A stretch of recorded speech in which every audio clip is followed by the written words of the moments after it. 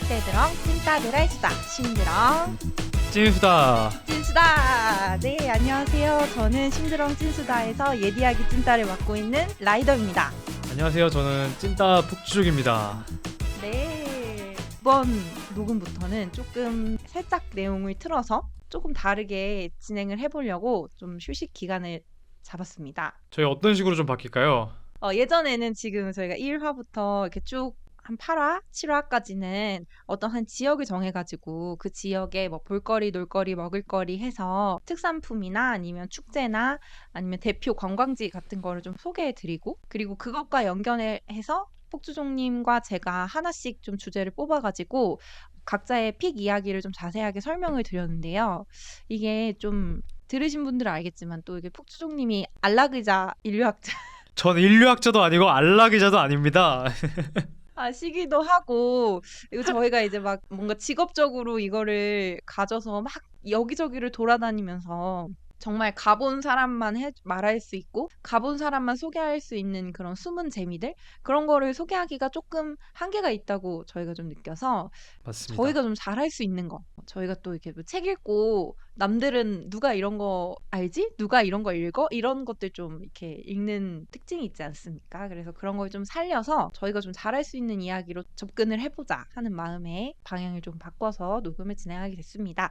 그래서 저희가 이제 바뀐 포맷으로 첫 번째로 진행할 이야기가 뭔가요? 폭주종님 한번 소개해 주시죠. 저희가 오늘 함께 이야기할 주제는 정약전과 자산어보입니다. 와, 정약전과 자산어보 어디서 들어본 것 같아요. 요즘에는 영화로 이게 또 개봉을, 그 이준익 감독이죠. 영화로 맞아요. 개봉을 해서 또 많은 분들에게 또 관심을 받았었는데요. 그래도 또 읽어보신 분들은 많지 않겠지만 많이들 들어보셨을 거예요. 저는 그 자산후보 개봉할 때 그 포스터가 나오잖아요. 네. 근데 그걸 포스터를 보신 분들이 기억하시겠지만 그게 흑백으로 이렇게 되어 있어요. 그 이준익 감독의 동주, 그 네네네. 전에 했던 동주랑 비슷하게, 그 동주도 되게 흑백 영화의 잔잔한 템포로 흘러가는 그런 영화였는데, 자산후보도 이제 개봉한다고 소식을 듣고 봤을 때 흑백으로 이렇게 해가지고 나오더라고요. 근데 동주는 구미가 당겼는데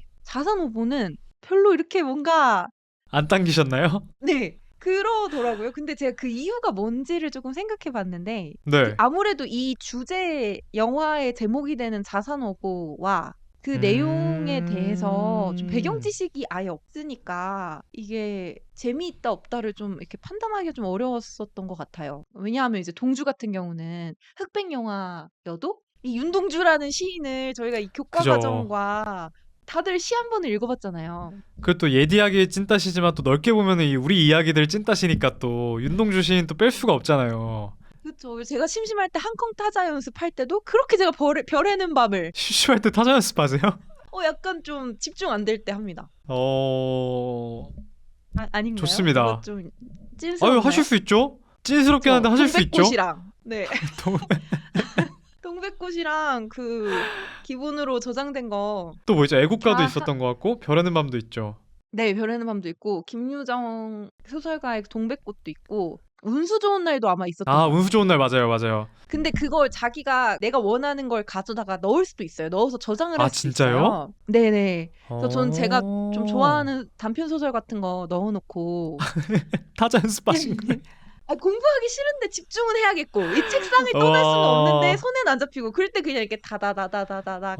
요즘은 타자 연습 어떻게 하는지 아세요? 저희 때는 학교에서 그거였잖아요. 그 컴퓨터실에서 네네네. 이렇게, 국룰이었죠. 네, 국룰로 수업 뭐 안 이렇게 듣고. 칠판에 선생님이 써주시면은 타자 아예 연습할 때도 뭐 몇 분 네. 안에 몇 타 쳐라 이거였는데, 요즘에는 게임식으로 해가지고 무슨 구조대? 무슨 도넛 해가지고 막 아, 게임처럼 이렇게 막 팡팡팡 깨는 거 있잖아요. 그거 이렇게 막 해봤어요? 앞에서 적들이 몰려오면 타자 치면은 막 거기 있는 거 막 어, 적들이 터지고 뭐 이런 맞아 거 맞아 있잖아요. 맞아 맞아. 이거 막 네네네네. 달라졌더라고요. 그래서 혹시 수정님은 진짜 타자 연습 안 해보셨군요.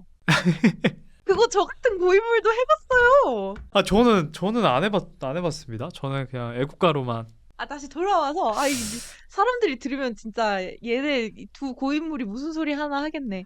그래서 이 배경 지식의 차이가 자사노보라는 그 포스터를 봤을 때부터 물론 제가 기억하기로 그 영화가 꽤 잘 됐지만 아마 저 같은 분들이 되게 많았을 것 같아요. '자사노보가 뭐지? 정약전이 뭐지?' 이런 좀 생각을 하셨을 것 같고 그리고 또 자사노보를 재해석한 또 다른 이런 문화 콘텐츠가 있지 않습니까? 영화 말고도. 자사노브와 정약전이 이야기를 다룬 또 다른 이제 문화 콘텐츠로는 이제 김훈 소설가의 흑산이 있죠. 흑산. 저희가 심드렁 찐수다 제천편에서 맞습니다. 맞습니다. 간단하게 소개해 주셨죠, 폭주종 님이. 맞습니다. 이제 그때 황사형 백서 사건을 잠시 다루면서 이제 흑산 얘기를 했는데요. 흑산 소설에는 이제 황사형 이야기도 주로 나오지만 또 이제 뭐라 그러죠? 그렇게 이야기를 전개할 때 이제 다양한 시공간이 이렇게 평행 이게 배치가 되잖아요. 그 중에서 이제 또 하나 주요하게 다뤄지는 게 바로 이제 흑산도. 정약전이 유배를 갔던 흑산도의 이야기를 하면서 정약전이 그 지역의 어민들과 그 사람들과 이렇게 생활하고 책을 쓰는 이야기가 사실 또 분량이 많진 않은데 굉장히 중요한 이야기 핵심을 차지하는 부분이 바로 이 정약전과 자산어부입니다. 마지막 결말에도 되게 중요하게 등장하는데요. 구체적으로까지 말하면 너무 스포일러가 될 것 같아서 흑산을 한번 읽어보시면 아 이게 이렇게 연결이 되는구나 이렇게 등장하는구나 아마 아실 겁니다.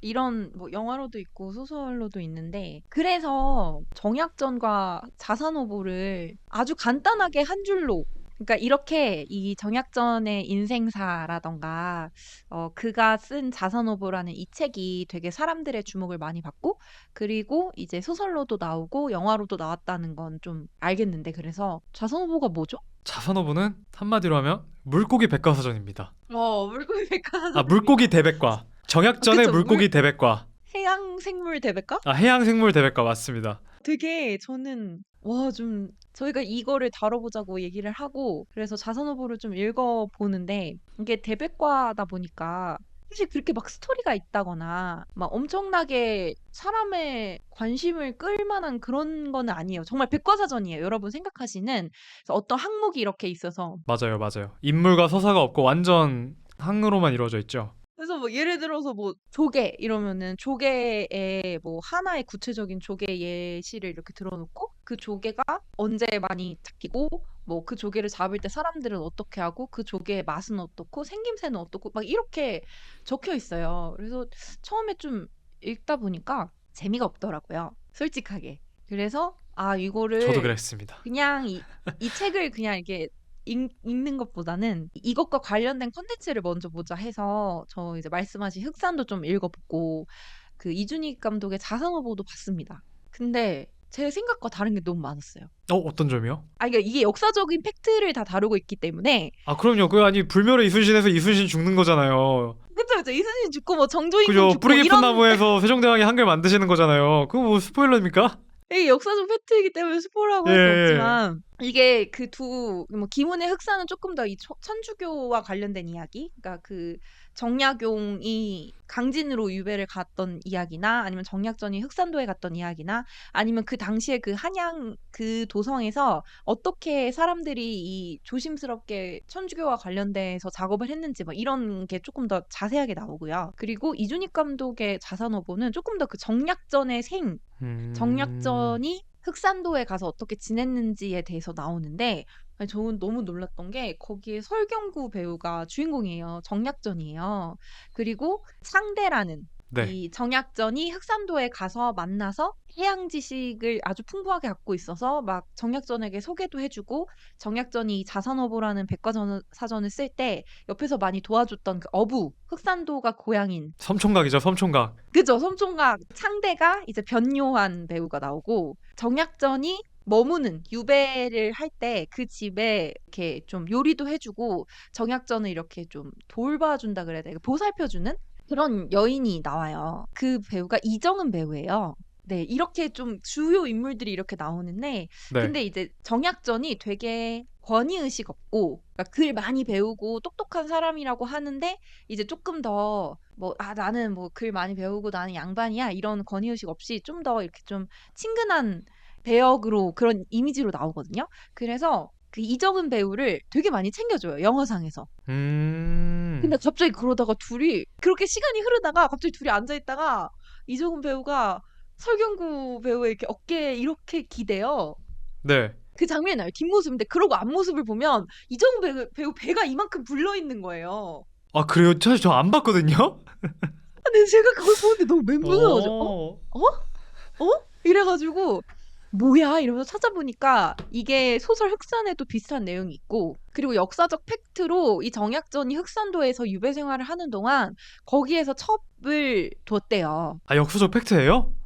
팩트예요. 그래서 그 서자가 두 명이 아. 있어요. 아들을 두 예. 명을 낳아요. 그 사이에서. 그러니까 예. 이제 유배지에서 뭐라 해야 될까? 눈이 맞은 거니까 예. 어떻게 보면 그 조선 시대에 그 지방과 지방 간의 정식 결혼은 아니고 그래서 이제 부인은 아니에요. 서울에 부인이 있어. 그리고 음. 이제 적자라고 하죠. 그 부인, 정실 부인 밑에서 태어난 아들들도 좀 있고 그런데 이제 흑산도에 와서 유배 생활을 하는 동안에 거기서 만난 이제 부인이 있는 거예요. 첩이죠. 첩이 있는 거예요. 그래서 그 첩이랑 아이도 낳고 정약전이 흑산도에만 있지 않고 이렇게 뭐 다른 곳으로 옮기고 이러잖아요. 유배지도 잠깐 옮기고 할 때 네네네. 같이 가족이 다 같이 움직이는 그런 모습이거든요.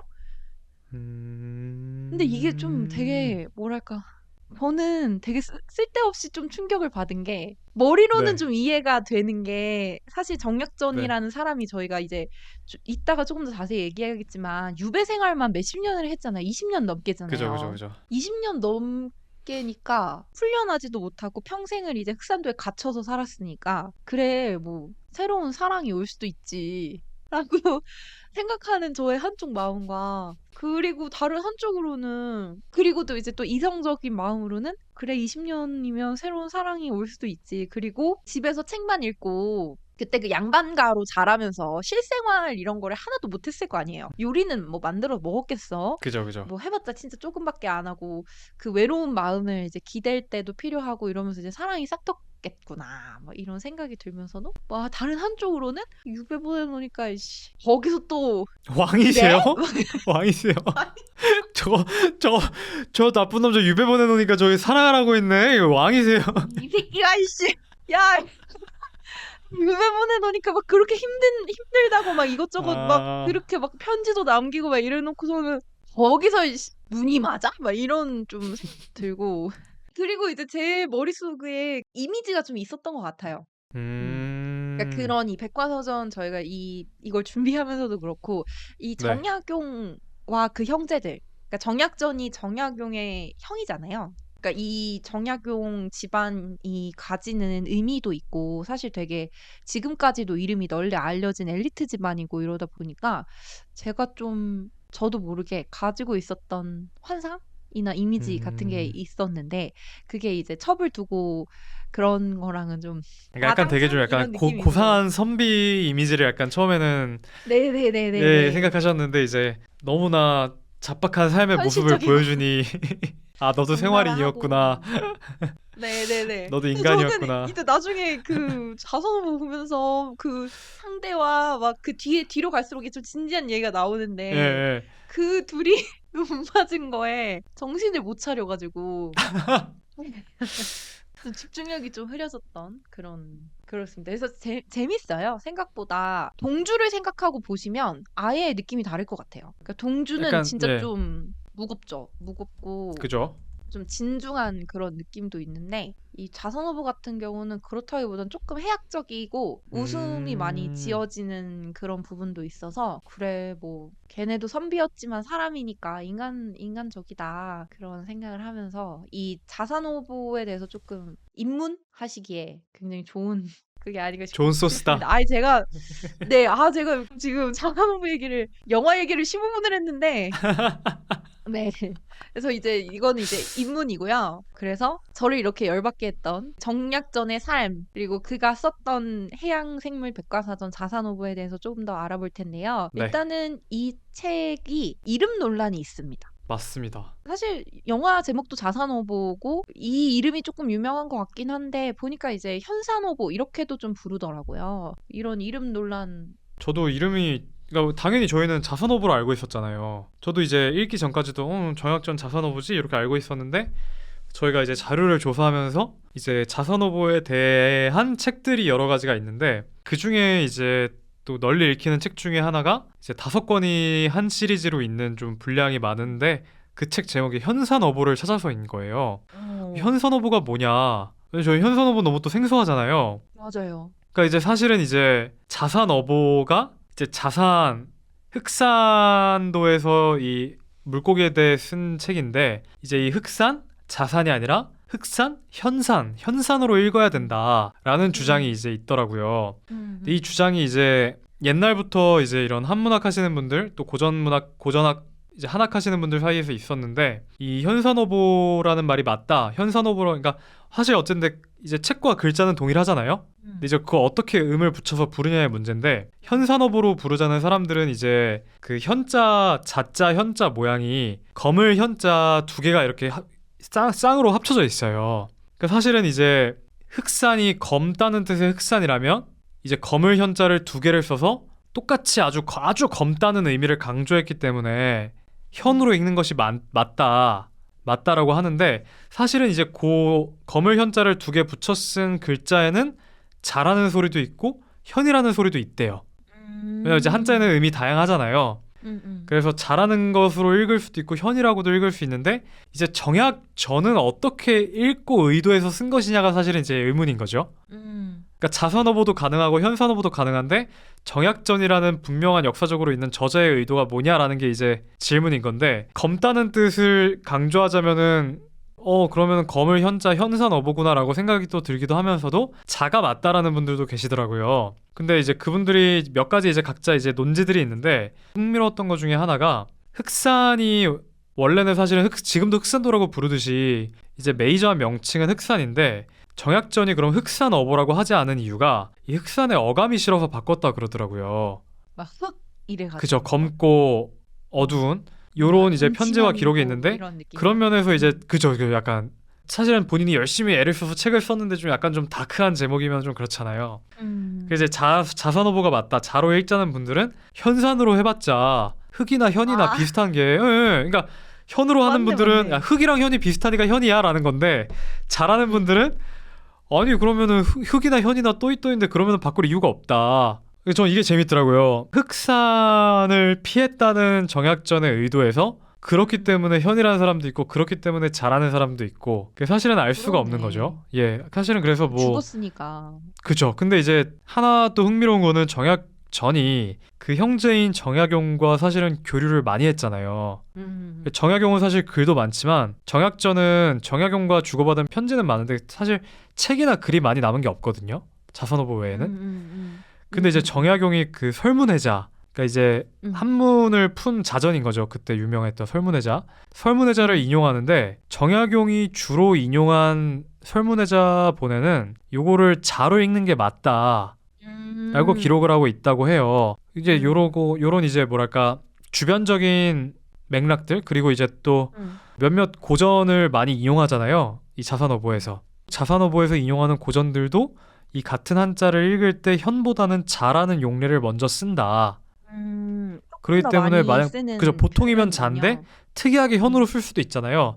그러면은 꼭 설명을 하지 않았을까라는 뭐 추측도 있는 거고. 근데 사실은 다 추정인 거죠. 문헌학적인 증거라는 것도 이게 자라고 읽어야 되는 이유가 아니라 사실은 자로 읽을 수도 있지 않을까라는 추정을 좀 강화시켜주는 그런 증거들이 많은 거라서 사실은 답은 없다라고 볼 수 있는 건데 저희는 그래서 요번에 저는 뭐 알바 정신으로 제가 이거 뭐 이렇게 깊이 팔 거 아니니까 저는 그냥 알바 정신으로 좀 들어봤을 때는 흑이나 현이 비슷하니까 자로 읽는 게 좋다. 그 말이 저는 가장 설득력이 있었던 것 같아요. 추정님은 어떠세요? 근데 저는 진짜 모르겠어요. 내 생각 그죠? 말할 수 있잖아. 근데 왜냐하면 또 하나 재밌는 거는 근데 또 현을 쓰자고 하시는 분들 측에는 또 재밌는 기록이 요 당시 이제 어쨌든 섬들의 유배를 많이 갔잖아요. 근데 이제 정약전이 흑산도 가기 전에 우이도를 지나갔다 그래요. 이 우이도에 있던 유암이라는 사람이 유암 총서를 썼는데 여기에는 이제 이 사람은 흑산도를 현주라고 또 부르더라고요. 흑산도의 이명이 또 현주였던 거예요. 그러면 또 현산어보 같겠죠. 그러니까 저는 약간 조금 아니야. 말씀하신 밸런스 게임이에요. 하나만 정해야 되면 그냥 마음이 가는 곳은 어디예요? 그래서 저는 만약 라이더님이 말한 대로 알바노 정신을 제가 좀 차용을 하자면 상관없다. 저는 이를 자면 어떻고 현이면 어떻냐. 뭐야? 무슨 황희정상 같은 소리를 하고 있어. 너도 맞고 너도 맞다. 그러니까 잘하는 사람이 있으면 그래 네가 아, 옳다. 현이라는 사람이 있으면 그래 너도 옳다. 밸런스 게임 안 해봤어요?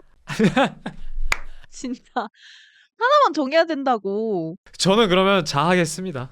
왜요, 왜요, 이유. 그러니까 이렇게 알바노 정신을 끝까지 갔을 때 알 수 없는 거잖아요. 그쵸? 그렇다면은 그냥 이제 약간 사람들이 쓰던 대로 일단 많이들 약간 그 효율적이잖아요. 왜냐면 현산어보라고 하면은 저희가 또 이게 우리가 자산어보를 현산어보라고 하는 이유는 뭐고 이렇게 구질구질하게 설명을 또 해줘야 되는데 이제 자산어보 하면 어쨌든 이제 보통 많이 쓰시는 용례가 있으니까 자로 음. 가겠습니다. 정치할 거예요, 나중에? 몸을 되게 살이네. 그럼 또이또이 때문에 안 됩니다 또. 아, 네. 아, 네. 알겠습니다. 나중에 좀 꿈이 크신가 봐.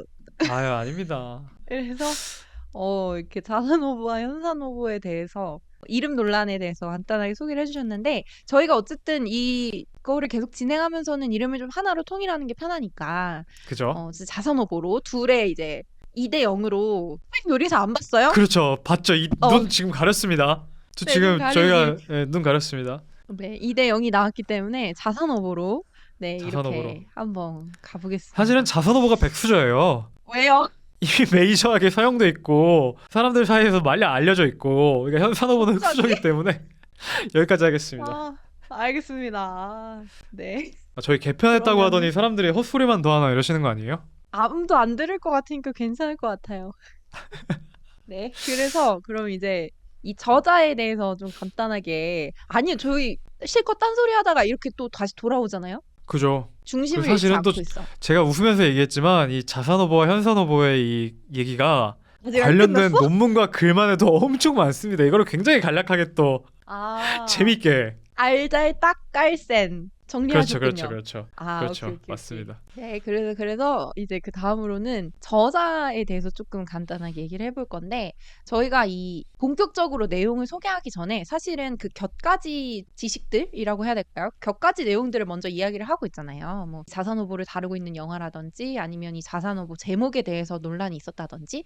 근데 이 세 번째로 조금 보고 싶은 게 공동저자 내용이 있습니다. 그러니까 이게 자산후보가 정약전이 썼다고 알려져 있고 단독 저서 아닌가요? 그게 팩트인데 근데 이게 공동저자라는 또 얘기가 있잖아요. 이저자가 숨어 있군요. 왜냐하면 여러분이 이거 만약에 이걸 듣고 좀 관심 있으시면 자산후보를 되게 짧아요. 저 진짜 너무 긴장하면서 봤는데 제가 이게 처음에 이 자산후보를 자산후보?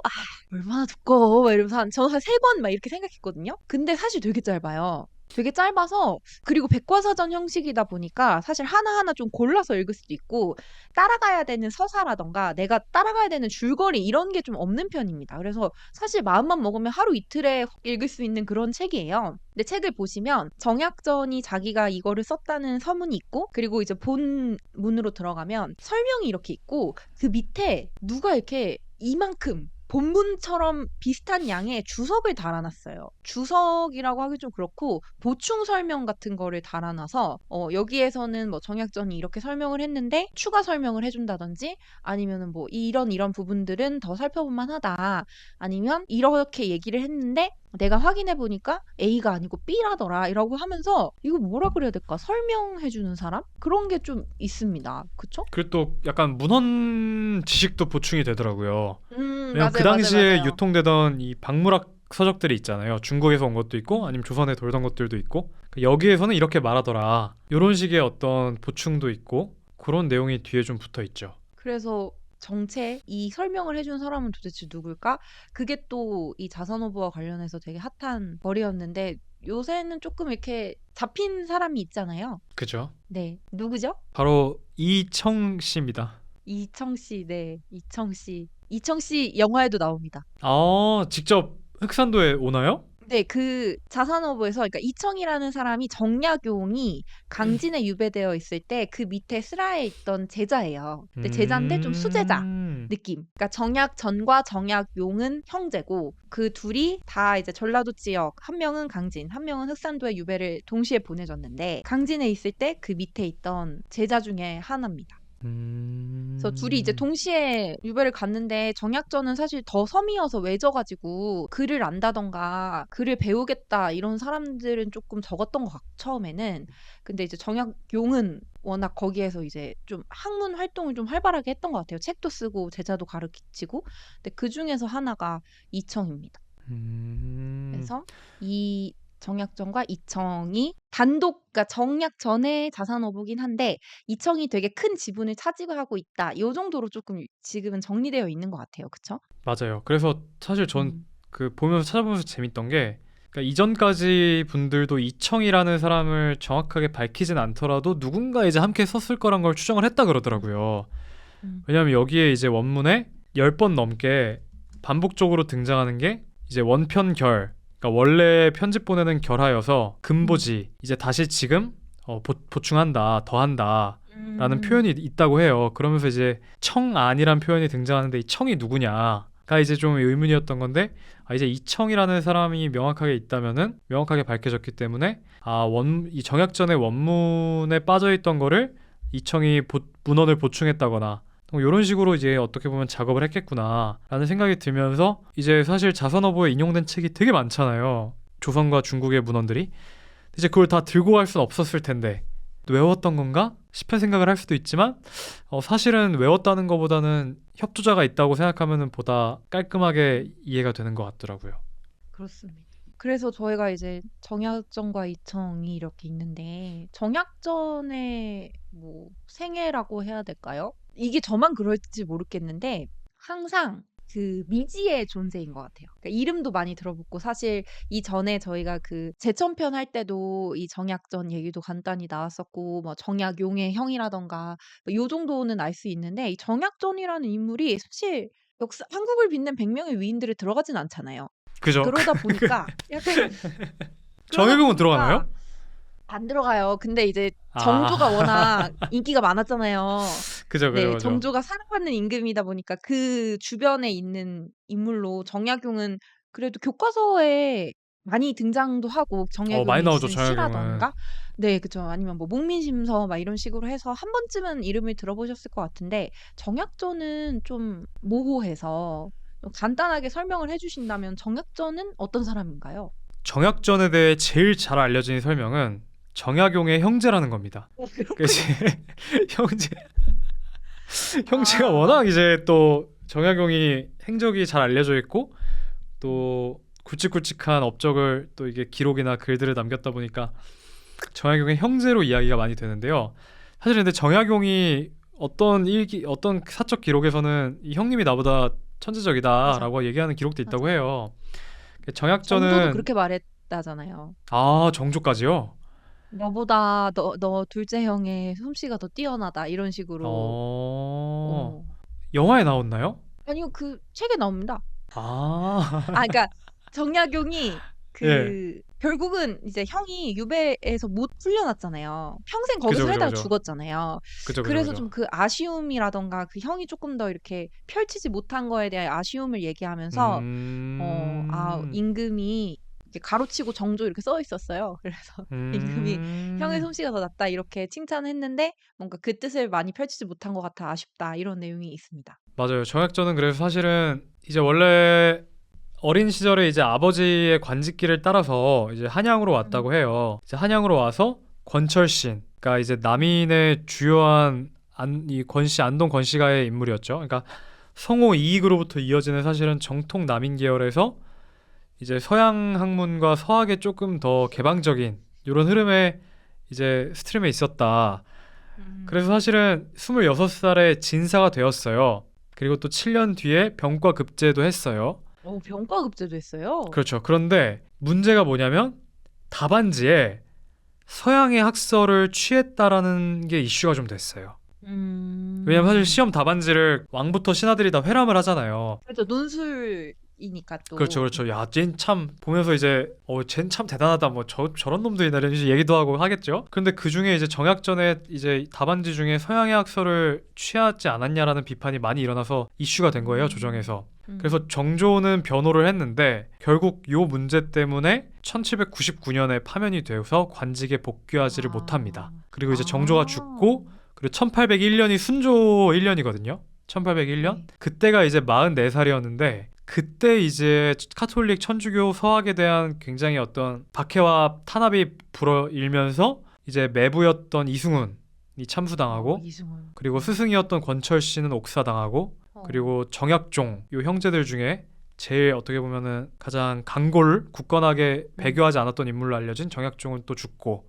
그래서 정약전은 이제 자신의 신앙을 약간 포기하고 이제 유배를 가게 됩니다. 유배를 여러 군데를 전전하다가 결국엔 이제 흑산도에 자리를 잡게 되고요. 그리고 흑산도에서 처음에 이제 얘기하신 대로 지역민들과도 되게 활발한 활동과 교류를 하면서 자선어보를 쓰고 그리고 또 몇 가지 또 쓴 책들이 있다고 하는데 현재 많이 전해지지는 않는다고 해요.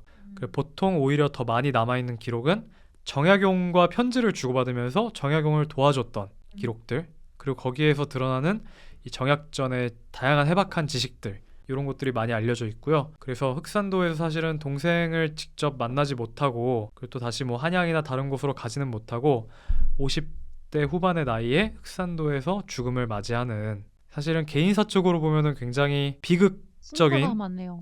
예, 풍파도 많고 비극적인 뜻을 펴지 못한 약간 날개 꺾인 새와 같은 사람이라고 할 수 있겠습니다. 근데 저는 좀 놀랐던 게 이 정약전에 대해서 알아보니까 이 집안 자체가 되게 서학과 너무 밀접한 거예요. 그죠? 그러니까 이게 어떻게 느껴지냐면 좀 운명처럼 느껴지는 게 그 당시의 분위기, 이 서학이 받아들여지지 않았다면 이 집안 자체가 잘 될 수가 없었던 집안이겠구나. 왜냐면 서학이랑 너무 밀접하게 관련이 많아서 그죠, 그죠. 말씀하신 그 최초의 세례받은 사람이라고 저 완전 종교 베이스가 없는 사람인데 저도 한번 이제 이름을 들어봤던 이승훈이라던가 아니면 이제 심드렁 신수다 저희 제천편에서 설명했던 황사영 백서 사건의 황사영도 다 이제 친인척 집안이고. 그죠, 그죠. 황성이 조카 사회벌이었던 거고 아까 음. 말한 안동 권씨 그리고 또 안정복으로 유명한 광주 안씨 그리고 또 이제 그때 서학을 믿었다고 공격을 많이 받았던 이가환이라는 사람의 여주 이씨 그리고 다산 정약용 형제들이 있는 나주 정씨 그러니까 이 사람들이 다 사실 남인 계통의 사람들인데 이들이 이제 당연히 친분이 있으니까 교류도 하고 결혼도 많이 했을 거 아니에요. 근데 그러면서 사실은 이들 굉장히 또 머리가 빠르던 사람들이니까 이 당시에 새로운 지식이었던 서학의 지적 자극을 굉장히 빨리 수용했겠죠. 완전 물론 이거를 달랐으니까요. 그죠. 이거를 뭐 그래 난 정말 독실한 어떤 신앙인이 되겠어 뭐 이런 사실은 정도 차는 있었겠지만 이들의 어떤 교류 네트워크와 그리고 지적인 수준 그리고 이제 개방적인 민감도 이런 걸 고려했을 때 이들의 네트워크는 서학을 무엇보다 이 조선에서 빨리 받아들인 사람들이었다. 집단으로서 싶고 그래서 사실은 요 형제들도 그런 점이 아쉬울 수도 있지만 그러니까 저는 정약전의 삶이 그러니까 너무나 뛰어난 사람이 뜻을 피지 못하고 혹은 자기의 어떤 장점을 막 발휘하지 못한 게 아쉬울 수는 있지만 또 이 형제들이 아니었으면 누가 이렇게 또 선구자적인 입지를 차지했겠는가라는 생각은 또 들더라고요. 명과 암이 있는데 그 사람들이 이렇게 유배 가서 책을 많이 남겨주고 그런 거는 또 이제 저희한테는 되게 득이 될 수 있겠지만 그 당시에 그 양명이라는 그게 있었잖아요. 벼슬에 올라서 이제 나라를 위해서 이렇게 일하고 그런 게 좀 큰 가치였던 시대였으니까 한켠으로 좀 짠해지고 이런 것도 있는 것 같아요. 그죠. 근데 그런 생각은 들더라고요. 약간 그냥 뭐 농담처럼 하는 얘기인데 자선어보를 또 조선의 3대 어보로 꼽는 분들이 있더라고요. 조선의 이런 다양한 박물지 서적 중에 어보 중에서 조선의 3대 어보인데 자선어보가 가장 방대하고 체계적이라고 하더라고요. 그래서 이제 아주 뛰어난 가치를 인정받는데 사실 이렇게 한 200년도 넘은 뒤에 이렇게 꼽히고 읽히는 책을 쓴 사람이 지금 제가 무슨 뭐 날개가 꺾였니 뭐 이렇게 말하기에는 좀 아이 그쵸. 그거 하여튼 뭐 그런 좀 약간 또 웃기는 생각도 좀 들었습니다. 근데 저 예. 이 얘기에 너무 받아서 하고 싶은 말이 사실은 그래서 이청이라는 사람이 사실은 더 안타깝거든요. 우리가 백수저한테 마음이입을 하는 거예요. 근데 이 이청이라는 사람이 진짜 흑수저 오브 흑수저거든요. 중앙 네.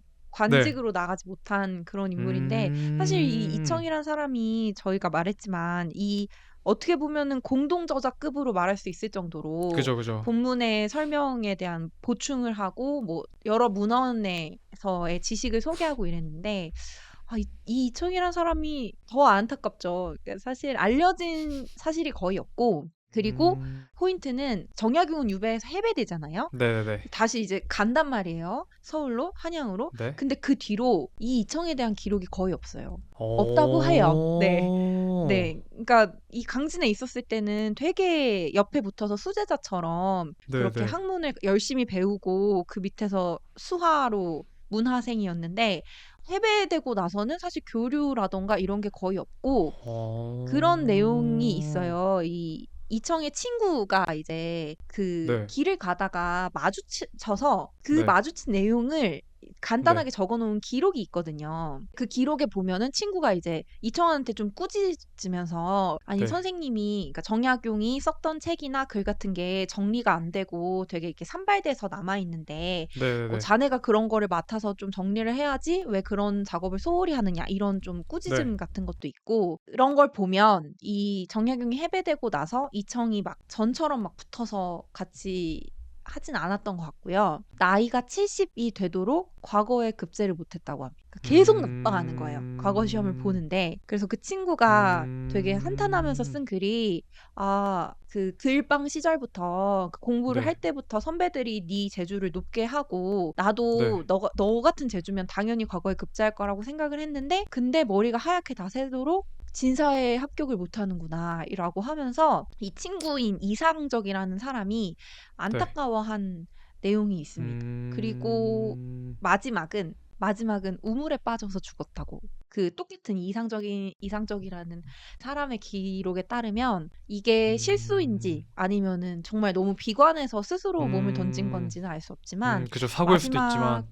마지막은 우물에 그렇게 해서 죽었다는 그런 기록이 있고요. 그러니까 사실은 뭐 정약전은 양반 집안이었고 어떻게든 뭐 서적이라도 남고 이러는데 제가 이청의 삶에 대해서 정확히는 모르지만 그렇게 뛰어난 가문은 아니었던 것 같아요. 그러니까 음. 공부는 잘하고 머리는 비상했지만 네네네. 뭔가 이런 빽이 있다거나 아니면 집안이 든든하거나 이러지는 않았을 것 같고 그래서 음. 제가 이 아까 말씀하셨던 이 자산오보를 설명한 5권짜리 책 있잖아요. 네네네. 거기에서 이제 이 이청이 왜 그렇게 과거 시험에 집착했을까를 그 책을 쓴 저자께서 조금 추측한 내용이 있거든요. 네네네. 근데 거기 중에서 좀 재밌었던 거는 이청이 과거 시험에 집착한 이유가 스승인 정약용의 영향이 아니었냐.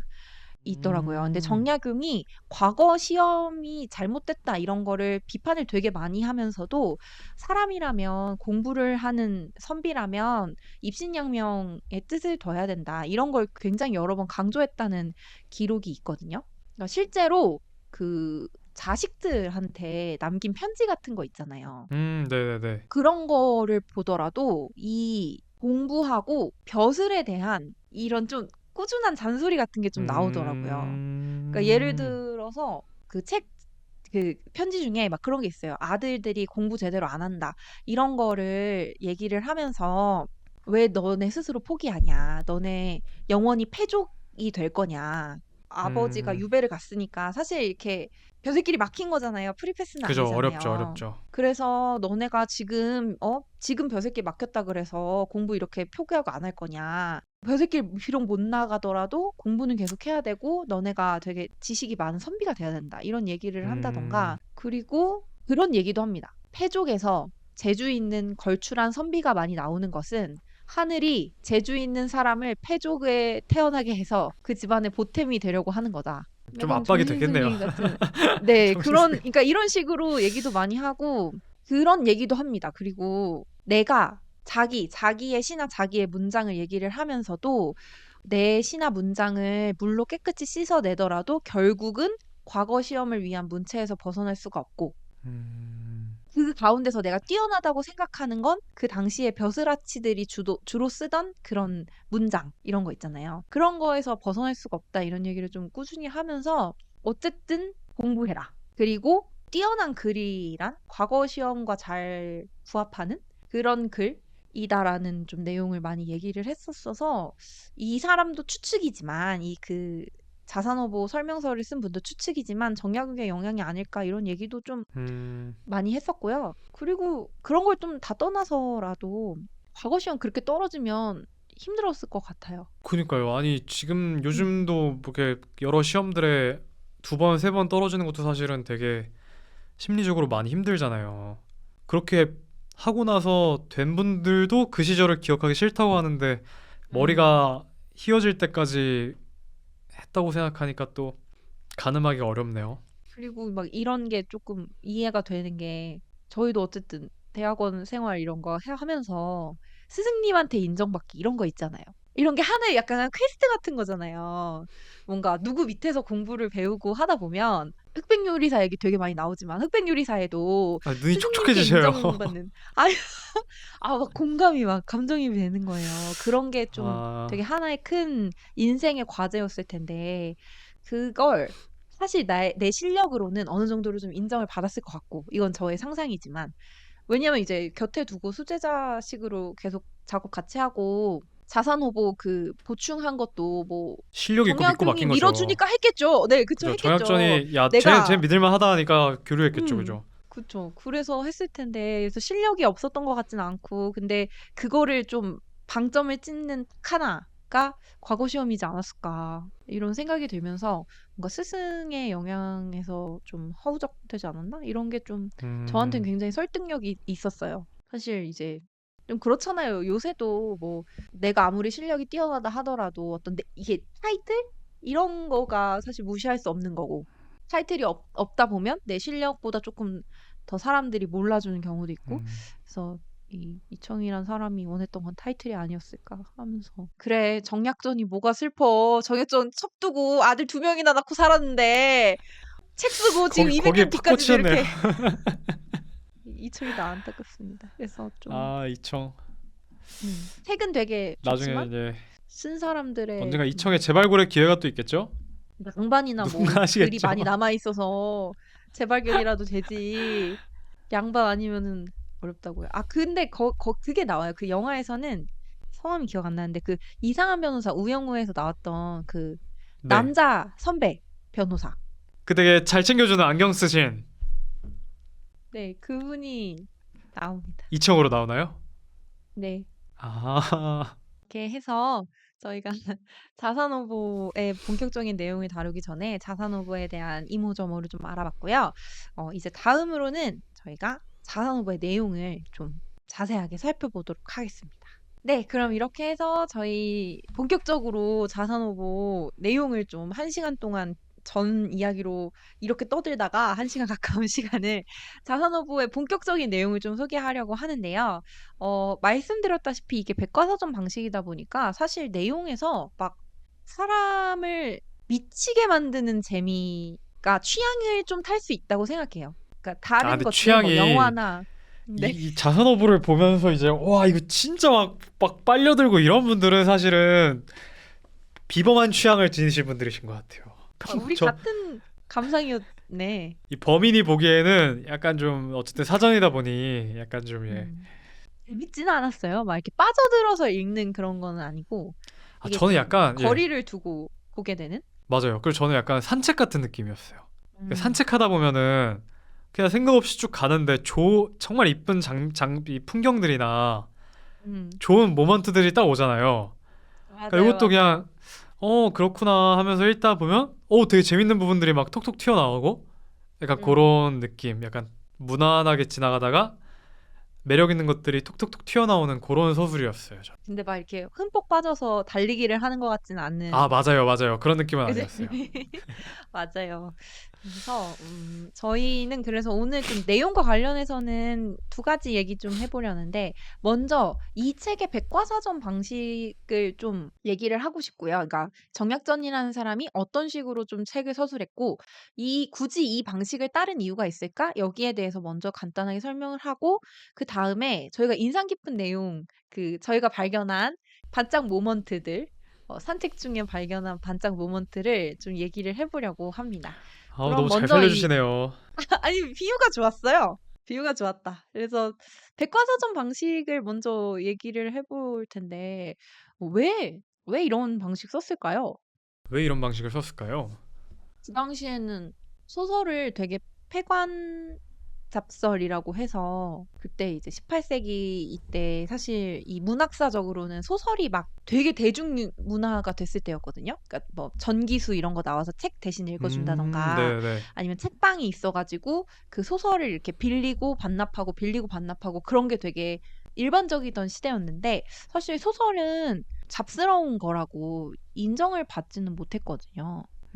그러다 음, 보니까 좀 지금 우리가 생각하는 재미랑은 좀 달라서 뭔가 유학자들에게 익숙한 방식이었을까요? 백과사전 방식이? 저는 사실 정약전이 이거에 대해서 뭐 다른 글들을 남기지 않았기 때문에 이것도 역시 뭐 자냐 현이냐처럼 추정일 수밖에 없지만 전 제가 개인적으로 요 주변의 맥락들을 보면서 생각했을 때는 아까 정약용 얘기하시면서 음. 정약용이 그럼에도 불구하고 어쨌든 이 시스템 안에서의 그러니까 뭐 엄청난 입신양명이라고 하긴 어렵지만 그래도 이 안에서 어떤 과거를 보고 관직을 하고 그 사실은 정약용이 얘기한 다른 세상에 다른 더 나은 세상에 대한 상상도 사실은 목민관이라는 관료를 통해서 음. 이루어지는 거잖아요. 그쵸, 근데 그쵸. 그것과 좀 정약전의 차이가 있는 것 같아요. 그러니까 음. 제가 생각했을 때는 그 정약전이 요 자산어보보다 약간 좀 프로토 버전이라고 할 수 있는 해족 도서를 쓰려고 할 때 음. 정약전과 정약용이 편지로 이야기를 여러 가지 했다 그래요.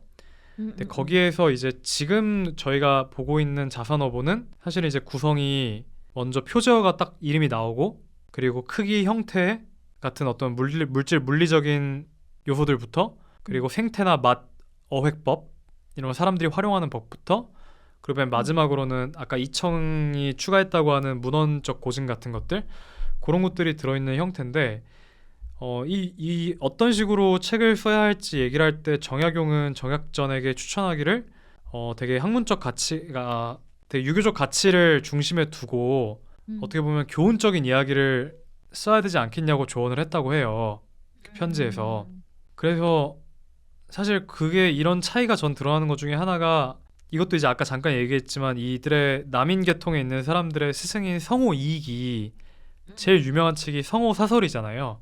근데 성호 사설이 백과사전이라고 하긴 어렵지만 어쨌든 자신의 경험과 배움과 문답을 모아놓은 거기 때문에 어떤 음. 전집의 성격이 가지고 있잖아요. 근데 이 전집의 성격을 보고서 정약용은 조금 비판적으로 봤다 그러더라고요. 정약용은 성호 사설이 나쁜 책임이라고 하진 않지만 뭐 음. 후대에 크게 전할 만하진 않다.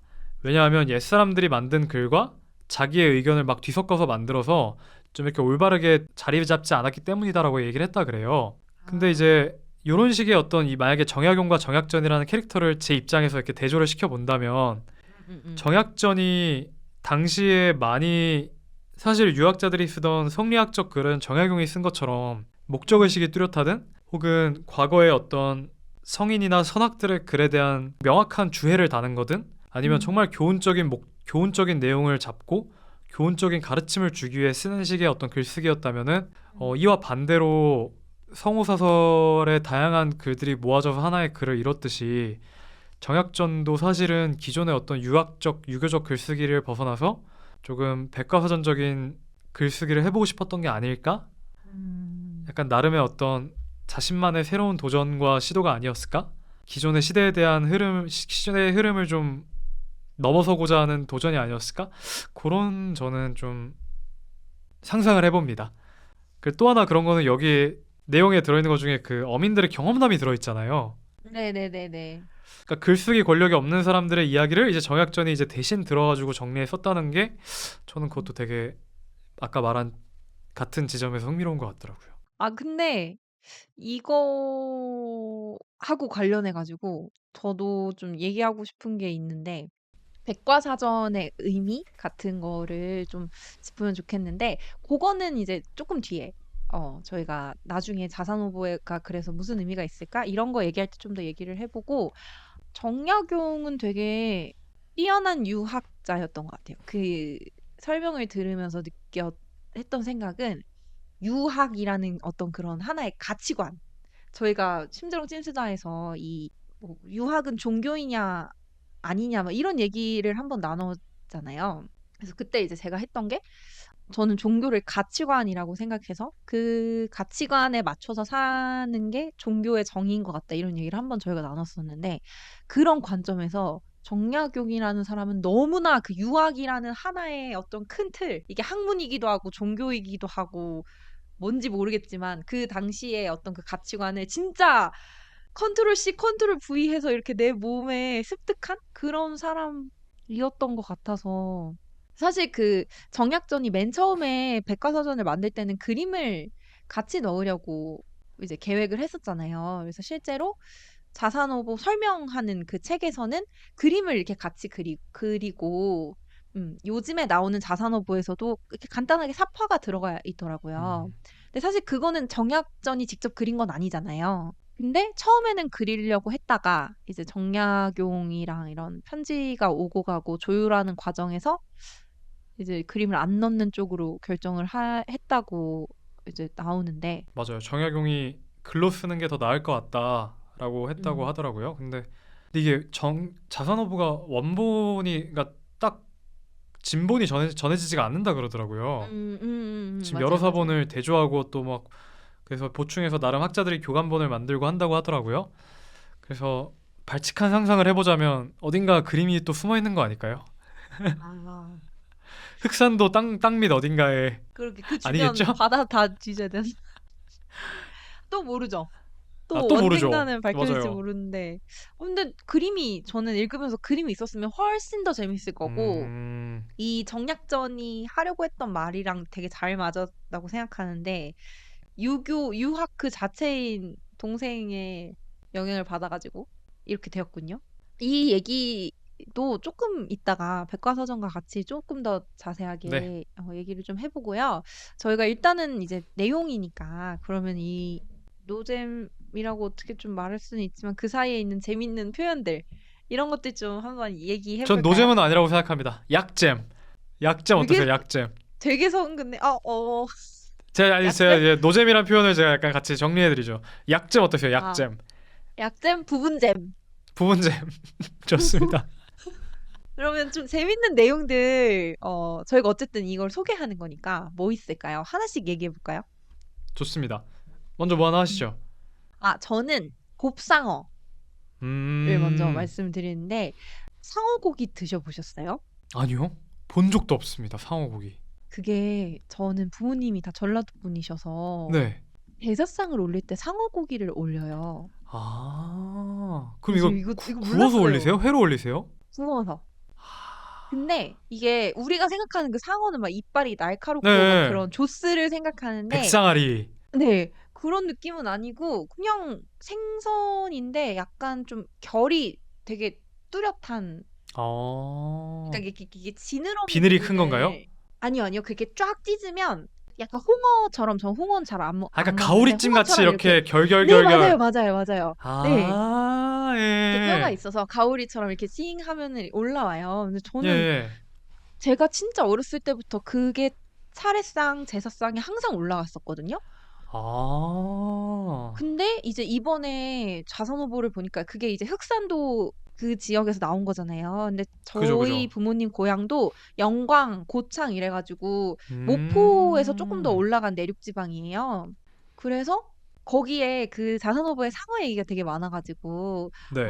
이게 제사상에 올릴 정도였으면 꽤 많이 잡히는 귀한 물고기였을 텐데 이게 자산어보에도 내용이 되게 음, 많은 거 보니까 진짜 이 지역에는 상어 고기가 많았나 보다 막 이런 생각을 하게 되겠는데 그중에서 곱상어를 설명을 하면서 이런 내용이 있어요. 온몸이 모두 기름덩이이고 간에 특히 기름이 많다. 상어의 간을 푹 삶아 기름을 얻은 뒤에 등불이나 촛불의 재료로 쓴다. 이런 게 있어서 오, 그 옛날에 사실 내륙 지방은 그 짐승고기의 기름으로 초를 만들고 그랬을 텐데 이 해안 지방에서는 이렇게 기름 많은 고기를 어떻게 활용해 가지고 촛불이나 등불을 폈구나 이런 게 있어서 재밌었습니다. 전 기름 얘기하시니까 기억났던 게 고래 얘기가 나오더라고요. 음, 근데 이제 고래를 근데 지금보다는 더 많았겠죠, 그때는. 음, 음, 근데 왜냐면 지금 이제 고래들을 많이 남획해서 개체수가 많이 줄었다고 하더라고요. 음. 근데 여기에서도 고래에 대해 설명한 내용을 보니까 고래를 삶으면 기름이 나오는데 음. 열 항아리 남짓이 나오고 오. 고래 눈으로는 잔을 만들 수 있고 수염으로는 자를 만들 수 있고 아, 룰러? 척추뼈로는 룰러 자를 만들 수 오. 있고 척추뼈로는 절구를 만들 수도 있다. 이야. 그런데 이 고금의 본초서, 그러니까 이전에 있던 역사 속의 어떤 이 전 백과전서들에는 이런 내용을 모두 수록하지 않았으니 이상할 만하다라고 했더라고요. 아. 그래서 이게 진짜 이 뭐랄까 생활인들과 함께 살면서 활용도를 쓰다 음. 보니까 정말 하나까지 이제 아껴가지고 잘 활용하고자 하는 음. 내용들이 담겨 있지 않나. 그치. 너무 이거는 진짜 재밌더라고요. 그 잡아보고 생활해본 사람만이 알 수 있잖아요. 그죠? 그러니까 진짜. 어떻게 뭐 고를 고래 쓰고. 척추로 절구를 만들 생각을 어떻게 했을까요? 그러니까. 눈으로 어떻게 잔을 만들까? 눈이 클까, 그렇게? 본 적이 없어가지고. 아. 아, 이거랑 예, 해서 되게 이것저것 다양한 거 많이 나오잖아요. 저는 맞아요, 물범도 맞아요. 재밌었는데 네. 물범을 설명을 하면서 눈은 고양이와 비슷하고 꼬리는 당나귀와 비슷하며 다리는 개와 비슷하다. 다닐 때는 누워서 뒤뚱거린다. 개도 짐승도 아니며 물고기도 아니다. 막 이런 내용. 나름 어. 괜찮네요. 맞네요. 네, 설명이 고양이, 당나귀, 개 이런 게 있어서 재밌었어요. 저는 또 맞은 제가 오늘 이번에 얘기하려고 했던 거는 홍어가 음. 재밌더라고요. 홍어. 홍어도 묘사를 이제 아까 그 물범 묘사한 것처럼 약간 비유해서 멋있게 잘해요. 네. 몸통은 연잎과 비슷하고 음. 색은 적흑색이다. 음. 또 꼬리는 돼지 꼬리 같은데 꼬리의 등마루에는 가시가 막 나 있다. 근데 이제 홍어를 활용할 때 재밌는 게 회로도 먹고 구이로도 먹고 국으로도 먹고 말려서 어포로도 먹는데 나주와 가까운 고을 사람들은 삭힌 거를 즐겨 먹으니 보통 음. 사람들과는 기호가 같지 않다 이렇게 나와 있더라고요. 요즘도 삭힌 홍어가 사실 매니아들이 많이 드시잖아요. 아, 그쵸. 저는 못 먹겠어요. 근데 이 당시에도 나주 사람들은 삭힌 거를 즐겨 먹으니 보통 사람과는 기호가 같지 않다 이렇게 딱 얘기해놨더라고요. 와. 그리고 이제 메이저한 그런 그런가 봐요, 느낌은 그런가 아니었나 봐요. 봐요. 어어어. 이제 삭힌 홍어를 또 가지고 국을 끓여 먹으면 술 기운을 잘 안정시킬 수 있다. 그러니까 아. 이제 홍어탕으로 약간 해장을 하셨다는 얘기 같아요. 음음음음음음음. 그리고 홍어에서 제일 재밌는 거는 이제 아까 잠깐 얘기했지만 그 정약용이 교훈적으로 책을 써야 된다고 했을 때 정약전이 그러지 않았잖아요. 이제 네. 홍어에 좀 교훈적인 내용이 나오거든요. 아, 네네. 보셨죠? 되게 웃으시네요. 네. 이게 인용해 보겠습니다. 암컷이 낚시를 물고서 엎드려 있으면 수컷이 암컷에게 다가가 교미한다. 이때 낚시를 들어올리면 수컷도 함께 따라 올라온다. 암컷은 식탐 때문에 죽었고 수컷은 색욕 때문에 죽었으니 색욕을 탐하는 자의 경계로 삼을 만하다. 이렇게 하고 있더라고요. 교훈적인 내용을 경계로 또 삼을. 이제 아, 근데 근데 교훈적인 게 부분에 그런 정기 이런 것과 관련된 내용이 되게 많아요. 정기요? 이거를 사람들이 정력을 보할 때 먹는다라던가 아, 그런 게 은근 많더라고요. 그래서 이 그러니까 당시에도 뭔가 네. 생각보다 그런 거 맞고 예를 들어서 뭐 오만둥이 이런 거 미더덕과 있잖아요. 네네. 그런 거 이제 설명을 할 때도 아니면 이제 뭐 상괭이라는 고래 이런 거 설명을 할 때도 되게 사람의 인체를 비유해서 많이 쓰는 거예요. 그럼 뭐 오만둥이는 무엇과 네네. 비슷하다라던가 그러면서 아, 뭐 양기를 보하는 효과가 크므로 음란한 이들이 말려서 약에 넣는다. 이런 내용이 있기도 하고 상갱이 같은 거는 되게 여자에 비유해가지고 음, 그래서 뭐 민간에서는 여자가 변해서 상갱이가 된다고도 한다. 이런 내용들도 좀 있어서 음. 의외로 재밌습니다. 그리고 저는 또 재밌었던 게 부분적 홍합. 재미 모먼트가 홍합 홍합 가시죠 확실하죠? 홍합. 네. 네, 홍합은 되게 재밌는 게 코털을 뽑다가 예. 피가 나서 어떤 약으로도 이거 지혈이 안 될 때, 그럴 때 홍합털을 태워서 바르면 효과가 좋다. 너무 구체적인데요. 코털을 뽑다가 아니, 근데 제가 생각하기에는 이게 보통 이제 상징과 비유 이런 거 할 때 가장 초반에 하는 게 생김새 비슷한 거에서 출발하는 게 되게 많거든요. 그죠, 그죠, 그죠, 그죠. 그러니까 저는 이거를 읽으면서 '이 사람들이 왜 코털을 뽑다가 홍합을 발랐을까?'라고 했을 때 홍합에 그 털 같은 게 달려 있잖아요. 그죠, 그죠, 그죠. 그러니까 그게 약간 코털 같이 생겨 그래서 가지고. 네네. '그래서 이거를 발라보지 않았을까?' 이런 생각이 쪼끔 나서 그게 재밌었고 음. 또 여기도 무절제한 성생활로 몸이 허했을 때는 홍합털을 불에 데워 머리 뒤에 붙이면 좋다. 머리 뒤에 붙이면 좋다. 근데 이것도 이게 털 이런 거니까 털끼리 이게 연결되는 털에서 약간 좀 약간 모방주술 연결되는 같은 그런 그런. 네네네네. 근데 이제 코털을 뽑다가 아. 피가 났을 때가 너무 웃겨 가지고 근데 약간 상상해 보면 아 귀여운데요. 막 코털을 뽑다 피가 나니까 빨리 홍합 찾아 가지고. 근데 막 지혈이 안 되고 막 이런 거니까 지금은 막 이렇게 털 깎기가 있지만 그죠, 옛날에 그죠, 이제 진짜 그죠, 그죠. 뽑았을 거 아니에요. 그죠, 그죠. 위험하죠. 아 재밌었어요. 아, 이런 거 웃기네요. 재밌었고. 또 있으세요? 저는 교훈적인 것 중에 하나가, 그러니까 교훈적인 얘기가 많진 않은데 음. 또 재밌던 게 그 전복 얘기를 하는데, 아. 들쥐가 네네네네. 기다려 있다가 전복이 모른 채 쥐의 꼬리를 타고 올라간대요. 그러니까 전복은 잘 앞이 안 보이잖아요. 네. 아 그래서 쥐가 그러니까 가만히 있으면은 쥐가 땅인 줄 알고 쥐를 타고 올라간대요. 그럼 쥐가 전복을 업은 채로 달린대요. '이게 뭐야?' 막 이러면서? 아니, 잡아가려고. 잘 됐다, 걸렸다, 이놈 아. 걸렸다고 이러고 잡아가 뛰어간대요. 근데 이제 네. 이 자선어버에 나오기를, 만약 전복이 꼬리에 달라붙었을 때 조수가 밀려오면 쥐는 죽게 된다. 이는 아. 사람을 해치는 도적에게 경계가 될 만하다. 아. 그러니까 이제 전복이 무거우니까 무거운 걸 달고 가면 빨리 못 달려가서 이제 밀물 아. 썰물 차이로 이제 물이 밀려 들어올 때 쥐가 물에 빠져 죽는다 이거예요. 그러니까 이제 사람을 해치는 도적들도 이제 음. 욕심을 막 이렇게 부리면서 뭘 가지고 훔쳐가려고 하다 보면 쥐처럼 죽게 음. 된다, 이런 교훈적인 얘기를 하는데, 아. 약간 이렇게 뭐랄까, 연결하는 상상력이 약간 이솝우화 같다, 그런 느낌이 좀 맞아요, 들었습니다. 맞아요. 그런 내용 있잖아요. 그 뭐지 이렇게 너무 주머니에 돌 그 저기 황금 많이 넣어 맞아요, 가지고 맞아요, 네 못 나오고 막 맞아요. 이런 것도 아니, 막 있으니까. 그 옛날에 막 그런 거 있잖아요. 통 안에 이렇게 조그맣게 파고 함정에 사과를 놓으면 음음. 원숭이가 이제 꺼내려다가 맞아, 맞아, 맞아, 손에 맞아. 껴서 잡힌다, 뭐 이런 것처럼 이것도 이제 쥐가 전복에 붙잡히면은 이제 물에 빠져 죽는다, 그런 이제. 근데 섬 쪽은 바닷가 쪽 쥐는 전복도 먹네요. 쥐는 다 먹는 것 같아요, 그러고 보니까. 잡식성이니까. 그러니까 말이에요. 어. 있다면은 가리지 않고. 어. 그리고 사실 이거는 부분 재미였는데 저는 진짜 진짜 재밌는 부분들이 있는 것 같아요, 부분이. 네, 그러니까 이 자선어부에 보면은 새가 변해서 조개가 된다던가 동물이 생선 원래는 뭐 사슴 같은 땅짐승이었는데 얘가 생선으로 변한다 네네네. 이런 식의 내용이 되게 많더라고요.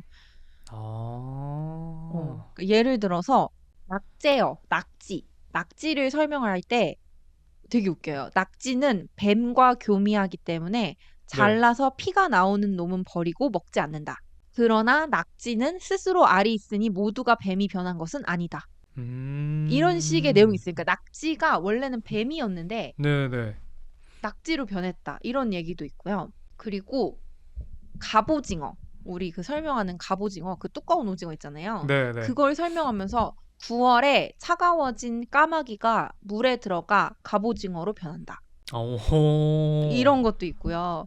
그리고 새조개를 설명하면서 껍질은 두껍고 미끄러우며 색깔과 무늬가 참새 깃털과 비슷하다. 아마도 참새가 변한 것이 아닌가 의심된다. 이렇게 적어놨어요. 근데 그 오, 밑에 이제 네. 이청의 그 보충 각주에 보면 음력 9월에 참새가 큰 물에 들어가 조개로 변하고 10월에는 꿩이 큰 물에 들어가 또 변한다. 다른 조개는 음, 암수가 없지만 작합 이 세 조개는 화생한 것으로 구슬을 낳을 수 있다. 이렇게 적어놨거든요. 뭘 날 수 있다고요? 구슬, 진주. 아, 구슬이요, 구슬. 어, 오, 이런 식의 얘기가 나오는 거예요. 근데 여기에서 이제 저도 이거를 자산오보를 설명한 그 5권짜리 책 중에서 제가 5권 다 읽진 않았지만 가장 재미있었던 부분이었어요. 근데 이제 그거를 조금 이렇게 설명을 해보면은 이 얘기를 하면서 어떤 다른 사람이 질문을 하나 갖고 오셨는데 그게 있어요. 고전소설 장기전의 마지막 대목에 까투리 내외가 큰 물에 들어가 조개가 된다. 그러니까 꿩이 들어가서 종이가 된다. 이거랑 똑같은 내용이고, 그리고 한국의 이제 24절기 중에 상강, 가을에 있는 거를 설명을 하면서 참새가 큰 물에 들어가 조개가 된다. 이런 식의 설명이 은근 음. 많다는 거예요. 이것저것 일반적인 옛날부터 사고방식이었던 전해진. 건가요? 그런 거죠. 그러면서 그리고 또 어린이들이 천자문 있잖아요. 하늘천 따지 네네네. 이거 그거 다음으로 읽었던 책이 하나 있는데 거기에서 이런 내용이 있대요. 날아다니는 새들은 알을 낳아서 품고 뛰어다니는 짐승은 이제 탯줄로 낳아서 젖을 먹이며 나는 새는 둥지에 살고 뛰는 짐승은 굴에 산다. 벌레나 물고기의 종류는 화생하는 것이 많으며 물이나 습한 땅에서 많이 산다. 이렇게. 그래서 음. 화생이라는 개념이 있었다고 하더라고요. 여기 그 어린이들이 읽었던 계몽편이라는 책에도 화생이라는 얘기가 나오고 이청이 달았던 각주에도 화생 이렇게 얘기를 하는데 이게 되게 웃겨요. 그러니까 이 화생이 결국은 불교에서 말하는 그 생물의 번식 방법이래요. 네. 그래서 어 사생설이 있대요. 네 가지 탄생 방법이 있는데 태생 이제 예. 탯줄로 연결돼서 젖 먹는 포유류 애들, 그 난생 알에서 태어난 애들, 습생 이건 습한 곳에서 자연 발생적으로 생겨나는 생물을 습생이라고 봤대요. 그러니까 뭐 모기, 귀뚜라미, 빈대, 진해 이런 애들은 알에서 태어나는 것도 아닌 것 같고 이 탯줄이 있는 것도 아니니까 애들이 저절로 생겨났을 거다. 이렇게 믿기도 했고 이것보다 더 모호한 애들을 그냥 화생이라고 퉁쳐서 불렀다고 하더라고요. 그러니까 알에서 태어나지도 않고 새끼로도 음. 태어나지도 않는데 어느 날 갑자기 뿅 하고 나타나서 뭐 유령이나 신이나 귀신처럼 얘가 어떻게 태어났지? 이렇게 되는 거를 화생이라고 봤대요. 음. 태어나는 방법을 음. 명확하게 알 수 없는 애들. 그래서 대표적인 화생이 뭐였냐면은 나비였대요, 나비. 그러니까 나비가 원래 애벌레로 태어나서 번데기를 거쳤다가 나비가 되잖아요. 네. 근데 이 옛날의 사고방식에서 이렇게 모습이 변하는 게 이해할 수 없었던 거예요. 아직 음. 자연과학이나 이런 관찰 이런 게 많이 발달하지 않은 시대였다 보니까 그래서 이런 것들을 그냥 화생으로 퉁쳐서 얘는 예전에는 다른 거였는데 이렇게 변해서 얘가 된 거다? 이렇게 인식을 했다고 하더라고요. 그래서 조개 같은 경우도 사실 뭐 물에서 계속 있지 않는 이상 이 조개가 언제 어떻게 나타나고 뭐 바뀌고 이러는 거를 알 수가 없잖아요. 그죠. 그래서 옛날 사람들의 상상력으로 이런 것들을 그냥 하늘에서 날아다니는 새가 물에 들어가서 조개로 바뀌고 이런 식으로 좀 풀어낸 내용이 있어요. 그래서 음. 이거 정약용이 지은 시에도 이런 내용이 있더라고요. 그러니까 새들도 한 둥지에 함께 살 때는 다정하고 서로 챙겨주면서 정을 나누다가 바다로 들어가 조개가 되어버리면 옛날 몸은 생각조차 하지 않는다. 몸이 변하면 세상도 변한다. 이런 식으로 해서 새가 변해서 조개가 된다는 그 상상력은 사실 되게 널리 퍼져 있었던 상상력인 것 같아요. 음. 음. 근데 이 그러니까 부분을 나름대로의 되게 어떤 재밌었어요. 발생을 규명하려는 또 그런 시도였던 거네요. 노력의 예, 일종으로. 예. 음. 근데 막 이제 새가 저도 요즘 보태 보자면은 새가 물고기 자주 먹잖아요. 그죠, 그죠, 그죠. 그죠? 물고기 먹으려고 이렇게 바다로 이렇게 팡 이렇게 그죠, 그죠, 그죠. 하는 모습도 있고, 뭐 다른 사실 뭐 개나 고양이 이런 애들은 뭐 바다에서 이렇게 하지는 않으니까 물가에 머무르니까 그런 것들을 보면서 뭔가 하늘에 있던 새가 바다로 들어가면 조개가 된다. 이런 거 좀 재밌었어요. 음. 그래서 흥미롭군요. 네. 이런 게 있었던 게 자선 어버이입니다. 그래서 되게 현실적이고 옛날 사람들의 생활 방식을 잘 알 수 있으면서도 동시에 뜻밖의 상상력을 좀 마주하게 되는 그런 게 네. 네, 자선 어버라서 말씀드렸다시피 부분잼, 약잼이 부분잼. 있으니까 한번 보시면은 재미있을 것 같아요. 그러면 저희 이렇게 자산어부 내용까지 좀 살펴봤는데요. 그럼 이제 좀 마지막으로 자산어부의 의미? 이거 의미 찾기가 약간 버릇 같은 건데 그래도 한번 좀 이야기를 해봅시다. 저는 이 얘기를 왜 하고 싶었냐면 네. 말씀드렸다시피 부분잼이고 이걸 왜 썼을까? 좀 이런 생각이 드는 거예요.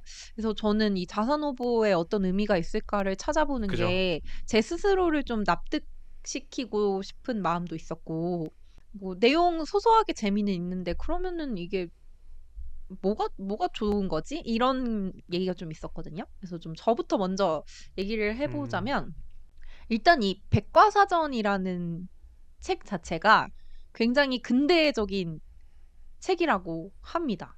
너무 익숙해서 저는 사실 평소에 일하면서 사전도 되게 많이 쓰고 뭐 제 전공과 관련해서 전에도 한번 소개했지만 한국민속 대백과사전 이런 것도 되게 많이 보거든요. 그래서 뭐 백과사전이나 사전류에 대한 뭐 이런 너무 많이 쓰는 건데 근데 이게 사실은 되게 획기적인 시도였더라고요. 음. 이게 왜 획기적인 시도였냐면 이거예요. 교양을 나누자. 지식을 나누자. 그리고 그 지식을 나눌 때 그 지식을 알려주는 사람이 있고 듣는 사람이 있는데 이 알려주는 사람이 누구여도 상관없다. 그러니까 소수의 어떤 귀족 가문이나 양반이 아니어도 괜찮다. 아무나 자기가 가지고 있는 지식을 전달한다가 이 백과사전의 가장 큰 의미라고 하더라고요. 그래서 사실 이게 서양에서 서구 유럽 이쪽에서 좀 먼저 형성이 됐는데 서구 유럽에서 먼저 형성이 됐는데 일단 이거였어요. 가장 큰 거는 어떤 우리가 추상적이고 뭐 정확하게 알 수 없는 어떤 형이상학적인 거, 그러니까 철학이라던가 아니면 뭐 종교라던가 이런 것들에서 좀 벗어나서 이 현실 세계에 대한 좀 이해를 살펴보자. 그리고 이 현실에 대해서 관심을 갖고 사회를 바꿔보자. 이런 관심이 어떻게 연결되냐면은 좀 새로운 세상에 대한 어떤 관심으로 연결이 되더라고요.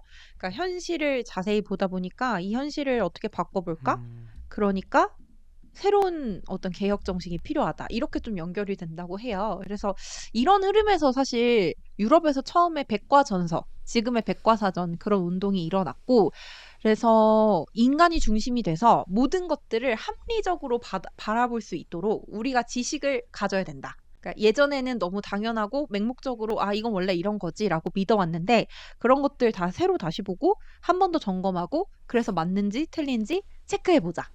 음. 이런 데서 좀 백과사전이 시작됐다고 하더라고요.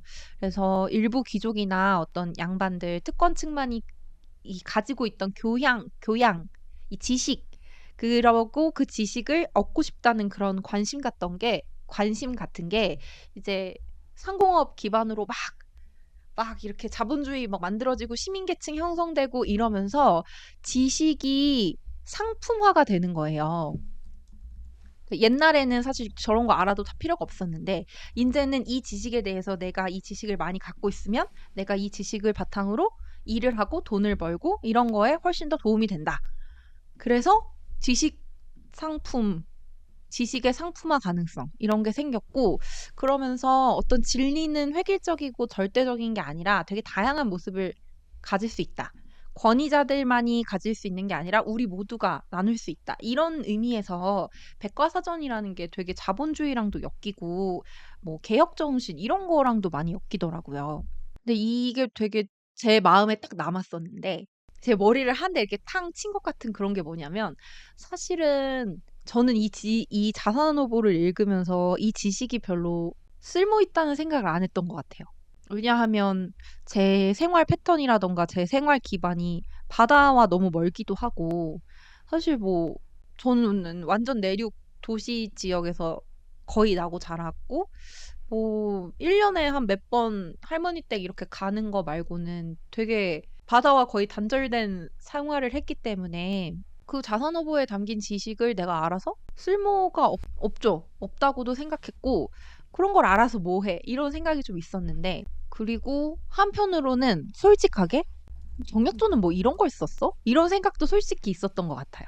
그러니까 너무 현실적이고 실생활과 밀접하고 제가 가지고 있던 그런 선비의 이미지라던가 선비 정신 이런 거에 대해랑도 안 맞는다는 좀 생각이 들기도 했었고 한편으로는 그러다 보니까 제가 이런 거를 좀 가치를 알아보지 못했다. 이런 생각이 좀 드는데 이 부분, 이 설명 같은 거를 좀 읽으면서 지식의 상업화 그리고 권위자들에게서 벗어난 지식 이런 걸 보면서 아, 뭐 아까도 좀 얘기했지만 어부들의 이야기, 그러니까 출신이 미천하다고 말했던 신분이 낮고 그 당시로서는 천한 일을 했던 사람들의 이야기에 귀를 기울여서 그거를 바탕으로 글을 썼다는 게 사실 되게 평등한 인식이라고 해야 되나? 그런 것도 좀 느껴지는 것 같고 권위적이지 않은 정말 이 순수한 지식에 대한 재미? 이런 게 있지 않았을까? 라는 좀 생각이 들었습니다. 그래서 이 부분을 저는 읽고 막 자료를 찾아보면서 제 스스로 좀 반성을 많이 했던 것 같아요. 그러면서 어떤 반성을 하신 말씀드렸다시피 거예요? 뭔가 대단한 사람이나 대단한 타이틀을 가진 사람이 하는 지식이 많이 소중한 게 아니잖아요. 그러니까 그런 바닷가에서 실제로 사람들이 고기를 음, 잡고 아까 고래를 예로 들었는데 그 고래의 눈을 어떻게 쓰고 뭐 척추를 어떻게 쓰고 뭐 기름이 얼마가 나오고 이런 되게 실생활에 밀접한 그 지역 사람들에게 꼭 필요한 지식들? 그런 지식이 사실 정말 지식인 것 같기는 하거든요.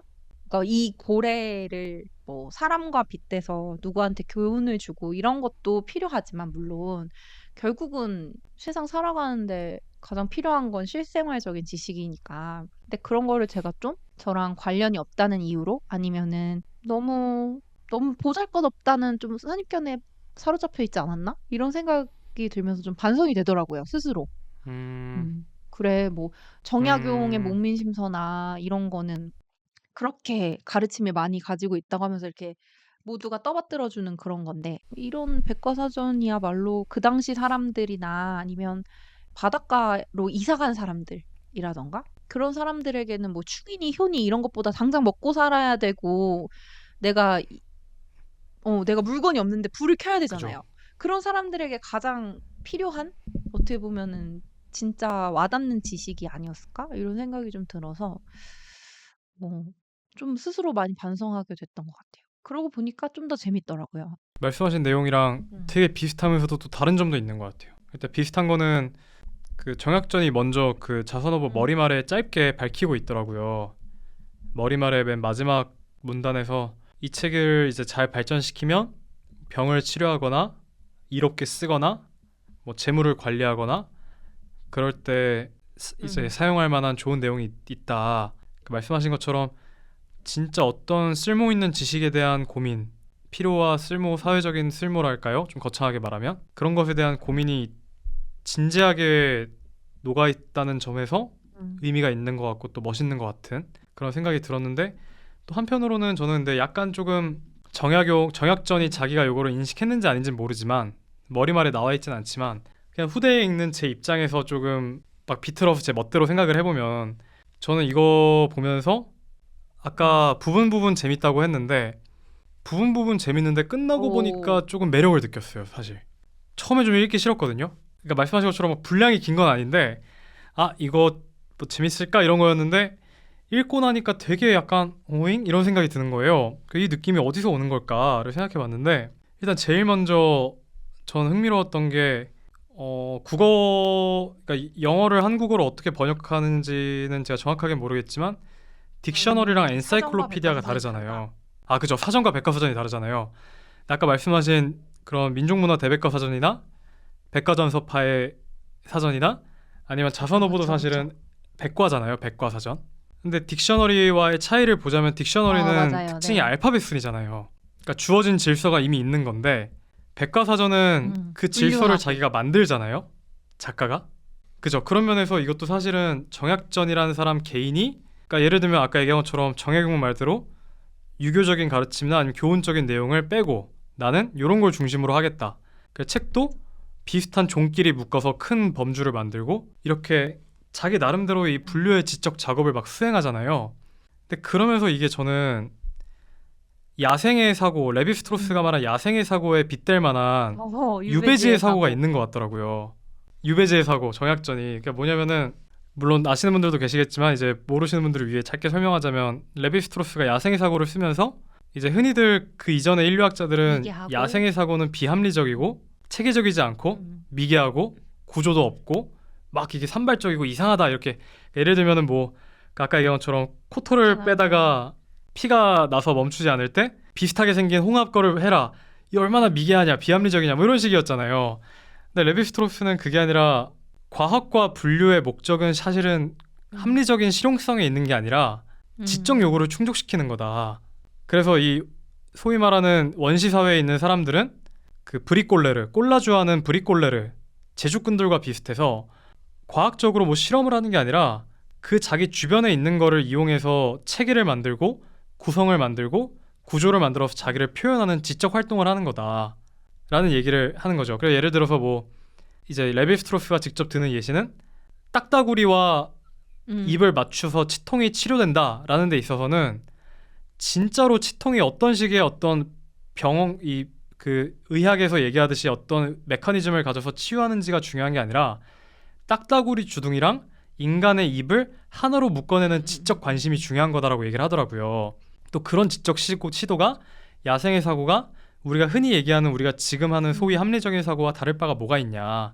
그런 지적 요구의 측면에서는. 근데 마찬가지로 저는 정약전이 굉장히 뛰어나고 똑똑했던 사람이란 거는 전 느껴졌거든요. 근데 이 똑똑했던 사람이 사실 어떤 관료 집단에 들어가서 진짜로 어떤 국가의 어떤 통치에 필요에 맞는 지식을 생산할 역할도 없었고, 그렇다고 서학이나 천주학에 대한 또 깊이 있는 탐구를 하기에는 이미 유배를 온 상황이고, 그리고 본인 자체도 제가 생각했을 때는 정약종이나 이런 사람들만큼의 어떤 신앙적인 뜨거움이 있는 사람은 또 아니었던 것 같고, 그렇다고 또 이청이 한 것처럼 수많은 자료를 가지고 수많은 책들을 가지고 어떤 문헌학을 할 수 있는 여건도 아니었던 거잖아요. 그러니까 이 사람은 자기 주변에 있는 이 바닷 물고기, 그리고 이 바닷 물고기를 쓰는 사람들을 가지고 자기에게 주어진 것들을 가지고 굉장히 지적으로 이렇게 탁마하면서 이 백과전설을 분류하고 정리하고 개념화하고 규명하고 만들어내는 시도들을 했던 게 약간 유배지의 사고를 보여주는 게 아닌가. 유배지에서 진짜 이 사람한테 있는 건 물고기밖에 없으니까. 되게 재밌었던 게 레비스트로스 한 말 중에 이러한 모델이나 유형이나 분류를 통한 축소 모형을 만들잖아요. 이거의 가장 핵심적인 가치가 감각적 차원을 버리고 지적인 차원을 획득하는 데 있다고 하더라고요. 그러니까 마찬가지로 정약전도 사실은 한편으로는 물론 정말 실용적인 목적을 나중엔 이게 가질 수 있다고 본인도 얘기를 했지만, 이 사람이 이 책을 쓸 때는 어떤 감각적 차원의 이슈보다는 사실은 이 사람의 끌어오르는 그 지적 활동과 지적 자극을 분출할 만한 출구가 필요했던 게 아닐까? 그리고 그 무엇보다 누구보다, 사실은 이게 별게 아니라고 보는 사람도 있겠지만 정약전 입장에서는 누구보다 치열하게 지적으로 투쟁하면서 만들어낸 결과물이 이 책이 아닌가? 그런 생각이 들면서 이거를 다 읽고 나니까 되게 책에 대한 좀 애정이 생기더라고요. 이거 진짜 이 사람의 어떤 정약전의 뜨거운 지적 여정이 나름 담겨 있구나. 사실 이런 구도가 사실 좀 어색하긴 하지만 유배지는 사실은 한양에 있는 유교 지식인들의 완전. 입장에서 보면 야만의 공간이잖아요. 네. 그죠? 완전 그러니까 너는 그냥 야만 그 완전 거기 막 변두리로 가라 이거잖아요. 근데 그 변두리에 가서도 자신의 이 지적 욕구를 어떻게 해서든 자기 주변에 있는 우연한 것들을 가지고 만들어내려는 이 정약전의 약간 열정? 그걸 이런 게 좀 자기가 느껴지면서 미치지 않을 방법이지 않았을까. 그런 걸 수도 있겠죠. 그런 나름의 걸 어떤 하지 수양의 않으면. 방법일 수도 있었겠죠. 맞아요. 어. 그러니까 이 지적 자극이란 게 그죠. 안 하고는 버틸 수 없는 상황이었을 것 같기도 하고. 평생 배운 게 그거밖에 없고 그래서 사실은 공부하는 거고 평생 배운 게. 그죠. 글문 배운 사람이고 그렇게 생각을 하니까 이 정말 사실은 기묘한 조합이죠. 흑산도라는 외딴 바닷가 섬과 그리고 당대에 어쨌든 간에 개인적으로도 굉장히 뛰어났고 그 주변 사람들과도 정말 최첨단의 지적 교류를 하던 사람이 그 흑산도에 딱 던져졌을 때 한 작업물이라는 거를 생각하면 되게 매력 근데 또 있게 그 느껴졌어요. 매력이 그런 개인적인 감정을 싹 다 빼고 오히려 좀 더 담백하게 쓰다 보니까 그게 좀 더 잘 사는 것 같아요. 맞아요. 이게 그 내용이 있더라고요. 저 이제 들으면서 생각난 게 정약전이 처음에 흑산도 가가지고 육고기를 못 먹잖아요. 거기는 이제 고기가 없잖아요. 물고기밖에 없잖아요. 그래서 없으니까요. 자기가 그 정약전이 육식을 못 해가지고 엄청 기력이 떨어져서 야였다는 내용이 이렇게 나오거든요. 정약전이 쓴 시 같은 거에서 어물로 젓갈을 담가서 이게 고기다 막 이렇게 말하고, 참기름 한 방울도 너무 귀하고 마른 육포 하나도 찾아볼 수가 없다. 내가 반평생 잘 먹다가 늙음하게 줄이니까 세상 만사가 모두 꿈이다. 막 이런 식의 내용도 있고. 근데 어떤 사람이 이제 자선 후보를 쓰면서 그 내용에 보면 알겠지만 뭐가 이렇게 되게 맛있다. 이거를 먹으면 언제 맛이 제일 좋다. 맛을 되게 자세하게 얘기하기도 하잖아요. 그런 거를 조금 더 생각해 네네네. 보면 저는 좀 이 사람이 미치지 않고 살 수 있는 유일한 방법이자 그 생활에 적응한 방법 중에 하나였던 것 같아요.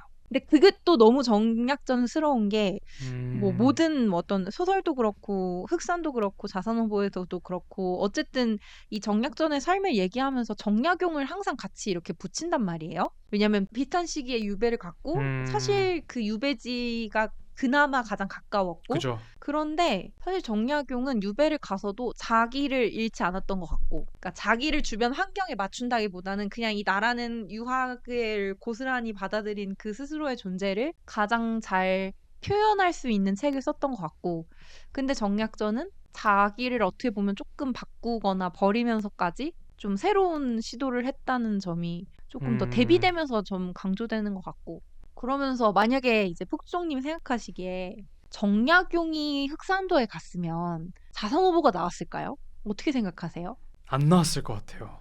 근데 저도 그럴 것 같아요. 또 약간 물론 다른 스타일의 뭐 했겠지만 정약전과 정약용은 그래서 너무 다른 사람 같아요. 음. 그러니까 자산호보는 음. 정약전만 쓸 수 있었던 글이 정약용이 아닐까? 흑산도에 갔다면 자산 후보 같은 건 안 나왔을 것 같고 그러게요. 저도 뭐가 나오긴 나올 것 같은데 그렇게 나오지는 않았을 것 같아요. 뭔가 얘기하다 보면 그러니까 약간 주어진 텍스트라는 자산 후보라는 주어진 텍스트가 있는데 그거 자체의 재미보다 그것과 연결된 그 사람의 삶이라던가 그 사람의 어떤 변화 과정 이런 거를 함께 읽었을 때 조금 더 이 책이 되게 많이 의미가 넓어지는 그런 느낌이 확실히 있는 것 같아요. 음, 그러면서 저는 또 재밌었던 것 중에 하나가 왜 조선에서는 그럼 이런 실용서라고 하는 백과사전식의 이런 것들이 발달을 못했을까? 또 이런 내용들도 좀 있더라고요. 그래서 서양이랑 이제 조선을 좀 비교해서 얘기를 했을 때 서양은 음, 그 설명이 이랬어요. 네, 서양은 기독교 바탕의 문화가 되게 지배적이기 때문에 어떻게 보면 신과 인간의 관계를 탐구하는 거잖아요. 근데 그 신과 인간의 관계를 탐구하는 네, 게 영역이 넓어지고 넓어지고 넓어지면서 이게 자연과학, 천체, 음악 이런 쪽으로까지 넓어지는 거예요. 그래서 내가 하늘을 연구해, 천체, 음, 별의 움직임, 뭐 지구의 움직임 이런 거를 연구하는 이유는 거기에 담겨 있는 어떤 신의 뜻을 파악하기 위한 거. 이런 식으로까지 조금 넓어질 수 있다. 이런 얘기가 있더라고요. 그러다 보니까 좀 자연과학이나 이런 수학, 천체 이런 거에 대한 관심이 좀 많이 확대됐었는데, 근데 이제 조선 같은 경우에는 유학이 엄청 공고하게 바탕이 되어 있잖아요. 근데 유학은 인간과 인간 사이의 관심이고, 인간의 규범, 실천, 이런 거다 보니까 음악, 천체, 수학 같은 것도 결국은 그것을 통해서 어떻게 윤리 이념을 잘 전달하는가? 이거에 초점이 맞춰져 있었다는 거예요. 그래서 좀 음, 이렇게 학자들이라고 해야 되나? 그러니까 어떤 왕이나 아니면은 잘 교육받은 유학자들이 나 이런 거 궁금하니까 조사해봐라 라고 이제 좀 위에서부터 좀 명령이 이렇게 내려와서 어쨌든 이루어지긴 했는데 그게 뭐 지식의 상업화라던가 아니면 정말 실생활적인 그 니즈하고 탁 맞아떨어져서 확 확대된 게 아니라 어쨌든 그런 실용서의 목표가 유학적 가치관의 실현이었기 때문에 제한이 있을 수밖에 없었다. 그래서 서양이 자연과학 탐구 음, 이쪽으로 확 더 나갈 수 있었다면 음, 오히려 좀 역설적이게도 인간과 인간 사이의 규범이나 어떤 윤리적 이념을 중시했던 유교 사회에서는 그렇게 나가지 못했다. 이런 얘기가 좀 있더라고요.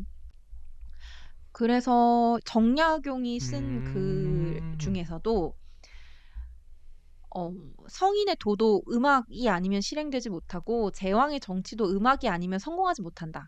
요즘 잘 다스려진 정치가 없고 좋은 풍속이 없는 것은 모두 음악이 없기 때문이다. 이런 식의 얘기가 있는데, 그러니까 결국은 음악을 통해서 사람을 잘 다스리고 어떻게 하면 이렇게 백성을 다스릴 것인가. 이런 쪽이 조금 음악 그 자체의 어떤 매력에 이렇게 확 빠지기보다는 요런 식으로 조금 발전해서 이 서양과 조선에서 그 자연과학이나 어떤 천체 수학에 대한 탐구가 조금 차이가 있었다. 이런 식의 좀 설명이 있었어요. 그래서 저는 근데 이 부분 읽으면서 좀 궁금했거든요. 폭주종님의 생각이. 근데 저는 진짜 어려운 문제 같아요. 저는 말씀하신 전반적인 서사에 한편으로는 동의를 하면서도 근데 그렇게만 말할 수 있을까 싶은 생각이 계속 드는 것 같아요. 그러니까 뭐냐면 약간 그러니까 사후적인 결과 분석 같은 거죠. 아, 결과만, 결과론적인. 그죠, 그죠. 그러니까 예를 들면 어쨌든 간에 음, 결과적으로 과학기술 발전이 서양에서 조금 더 빨랐고 강했고, 음, 그리고 동아시아 세계에서 과학기술의 발전이 상대적으로 서구에 비해 18세기, 19세기 이후에는 조금 음, 늦었으니까 그런 유교적 이런 얘기를 하는데, 근데 일단 그러면 약간 모르겠어요. 답은 없는 건데 드는 생각들은 첫 번째로는 그러면은 뭐 송나라 때나 이런 시기에만 해도 중국이 훨씬 과학기술 발전이 음, 빨랐다고 하잖아요. 그쵸, 그쵸. 그럼 그때 중국 과학기술이 발전했던 건 유교 덕이고 서양이 그때 상대적으로 조금 더 미개하게 과학기술을 차원에서 음, 했던 거는 뭐, 기독교 하나님. 때문인가? 그죠? 예를 들면 근데 그것도 나름의 설명을 할 수 있잖아요. 뭐 기독교는 뭐 인간 이성에 대한 억압 작용을 했었고 뭐 이런 식으로. 그래서 약간은 일리 있는 스토리 라인이지만 과연 그럴까 싶은 생각이 자꾸 드는 거예요. 하나하나 왜냐면은 따지고 보면, 그죠? 왜냐면은 제가 읽고 아는 바로는 사실 예를 들면은 공자 같은 경우도 늘 강조했던 게 예학이잖아요. 예학 질서. 그러니까 그런 음악을 사용한 최상의 통치 기제가 어떤 음악이라던가 음악을 얘기했다면 비견한 예로 그렇다면 이제 예를 들어 음악을 비롯한 어떤 수학이나 과학적 학문이 발전했다면 그것 덕에 동양에서는 발전을 했을 것이다라고 얘기를 할 수도 있는 거죠. 그러니까 그쵸. 사실 그런 자원은 이미 많은 것 같아요. 예를 들면 뭐 주희 같은 경우 조선으로만 봐도 주희 같은 경우도 경물을 되게 강조했잖아요. 물론 경물이 유물론은 아니다만 그런 물질 세계에 대한 관심, 자연 세계에 대한 관심은 당연히 유학자들도 갖고 있었던 것이고, 그리고 또 그 주희에게는 그 수학의 수와 리가 굉장히 사실 또 붙어 있는 탐구의 학문이었기 때문에 중국의 서양의 수학이 전파되었을 때 유학자들이 제일 먼저 또 흡수하기도 했고, 그런 식의 어떤 친연성도 있는 것 같고. 그러니까 사실은 이게 약간 그런 어려움이 있는 것 같아요. 왜냐면 너무 동서양이란 게 너무 크다 보니까 음, 저는 되게 재밌는 논쟁이라고 생각하는 게 물론 지금은 거의 논쟁되지 않지만 옛날에 한 80년대, 90년대 이제 그 아시아의 네 마리 용이라는 얘기가 있었잖아요. 그 이렇게 뭐 대만, 한국 이렇게 얘기하면서 막 급성장하는 나라들 얘기하면서 음, 이 나라들이 발전한 이유는 유교 자본주의다. 그러니까 유교식의 네. 사회 질서가 굉장히 정돈된 어떤 하나로 뭉쳐서 발전할 수 있는 전체주의나 국가주의라고 비판하겠지만 여기서는 하나의 어떤 우리 음, 집합적으로 딱 해가지고 화이팅! 으쌰으쌰 쉽게 말하면 그죠. 이런 그쵸. 식의 발전을 가능하게 한 유교 자본주의다라는 음, 얘기를 했는데 또 그것도 직관적으로는 나름 또 설명력이 있는 것 같아요. 이 동아시아 세계에 대한 그쵸, 그쵸. 싱가포르, 대만. 근데 또 사실은 이제 조금 더 미묘하게, 아니, 조금 더 세밀하게 연구하는 정치 경제 연구하시는 분들은 이제 또 그렇게만 볼 수 없다는 얘기를 또 많이 하시더라고요. 음, 그래서 요즘은 이제 음, 많이 얘기를 안 하는 것 같은데 이 사회 풍토와 이 사회의 어떤 결과물이라는 게 사실 당연히 관계는 있지만 너무나 음. 수많은 요소들이 얽히설키 겹쳐 있다 보니 이렇게 딱 이런 뭐 거야라고 하나만 말하기가 일단, 예 그죠 좀 겁나는 것 같은 그런 게 좀 있는 것 같고 근데 사실은 근데 뭐 이렇게 하면은 사실 말을 쓰는 게 거의 없긴 하죠. 그래서 음, 아까 맨 처음에 그 자냐 현이냐처럼 넌 뭐야?라고 물어보신다면 네. 이제 혼자서 막 북치고 장구치고 하면 저는 아니라고 하고 싶은 것 같아요. 음, 왜냐면은 그렇게 말을 하는 분들의 의도는 굉장히 다양하겠지만 굉장히 그게 불순하게 사용될 수 있는 여지가 또 있는 것 같아요.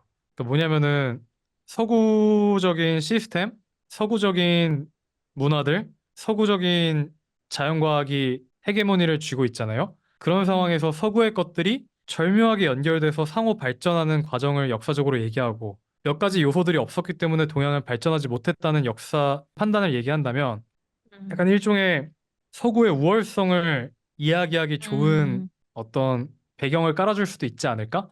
물론 그런 얘기를 하는 분들이 물론 그런 얘는 의도를 다 가지는 했는데 건 너는 아니지만 못했잖아. 그죠 이렇게. 그죠 그죠 음, 얘네가 한 거는 이것도 잘했고 저것도 잘했고 이것도 잘했으니까 음, 이런 게 좋았으니까 그러니까 약간 음, 어떤 그런 서구의 기술적 우위를 음, 손쉽게 정당화하는 그냥 그거는 너무나 객관적인 현실을 넘어서 정말 비판받아야 될 현실일 수도 있고 맥락이 너무 다층적이잖아요. 하여튼 그런 면에서 그런 기독교 자연과학 친화, 유교 자연과학 저해 서사가 음. 약간 어떤 유교의 비합리성, 혹은 동아시아 전통의 어떤 그러니까 쉽게 말하면 쟤네보다 좀 떨어져. 이런 식의 어떤 수사와 음. 연결될 위험성이 좀 높다고 생각해서 저는 잘 음. 모르겠지만 굳이 너의 편을 정해 라면 저는 노 쪽으로 좀 손을 들고 싶습니다. 어. 저는 음. 이거 읽으면서 여기 이렇게 적어놨어요. 제가 이렇게 그 보통 말할 거 있을 때 저희가 자료 정리 네, 이렇게 네, 하잖아요. 그 옆에 폭주종님 생각 궁금 이렇게 제가 이 부분을 적어놓고서 이렇게 얘기를 했었는데 이건 또 제 개인적인 맥락인데 네, 네. 제가 요새 단순 작업 같은 거를 좀 하는데 단순 작업 집중을 안 해도 되고 정말 이렇게 좀 노가다 쉽게 말하면 이제 정말 단순 작업이다 그죠, 보니까 그죠. 항상 옆에 뭔가를 그때 좀 틀어놓거든요. 근데 어쩌다 약간 보니까 백색소음처럼요. 네네네. 어쩌다 보니까 요새 틀어놨던 것들이 다 딱 그 28세기의 드라마들인 거예요. 아, 배경으로 하는. 네네네. 이 18세기를 배경으로 하는 근데 이걸 배경으로 하는 드라마나 영화들이 너무 많잖아요. 왜냐면 이때 네네네. 되게 시대 상황이 혼란스럽기도 했고 그죠, 그죠, 그리고 그죠. 이때 또 되게 재밌는 것들도 많고 그죠. 그러다 보니까 좀 주목할 인물들도 많고 이러다 보니까 근데 이 딱 이 정약용, 정약전 이 사람들도 딱 그 18세기의 그 격동기를 그 보냈던 사람들이고 그러다 그죠. 보니까 이제 거기에서 항상 나오는 거는 뭐 지배층의 생활과 백성들의 삶의 분리라던가 어떤 좀 현실적인 이런 거를 떠나서 되게 이 사상과 논리적으로 음, 형이상학적으로 생각하는 그런 것들의 대비 이런 것도 되게 많이 나오면서 한번 물어보고 싶었는데 근데 저도 폭주정님의 말을 들으면서 둘 중에 하나를 고르라라고 하면 노 쪽으로 가겠다라는 생각이 네. 들었습니다. 그러니까 뭐 알 수는 어, 없는 거다만 네가 그쵸. 정해라 하면 저는 노 쪽을 정하지 않을까.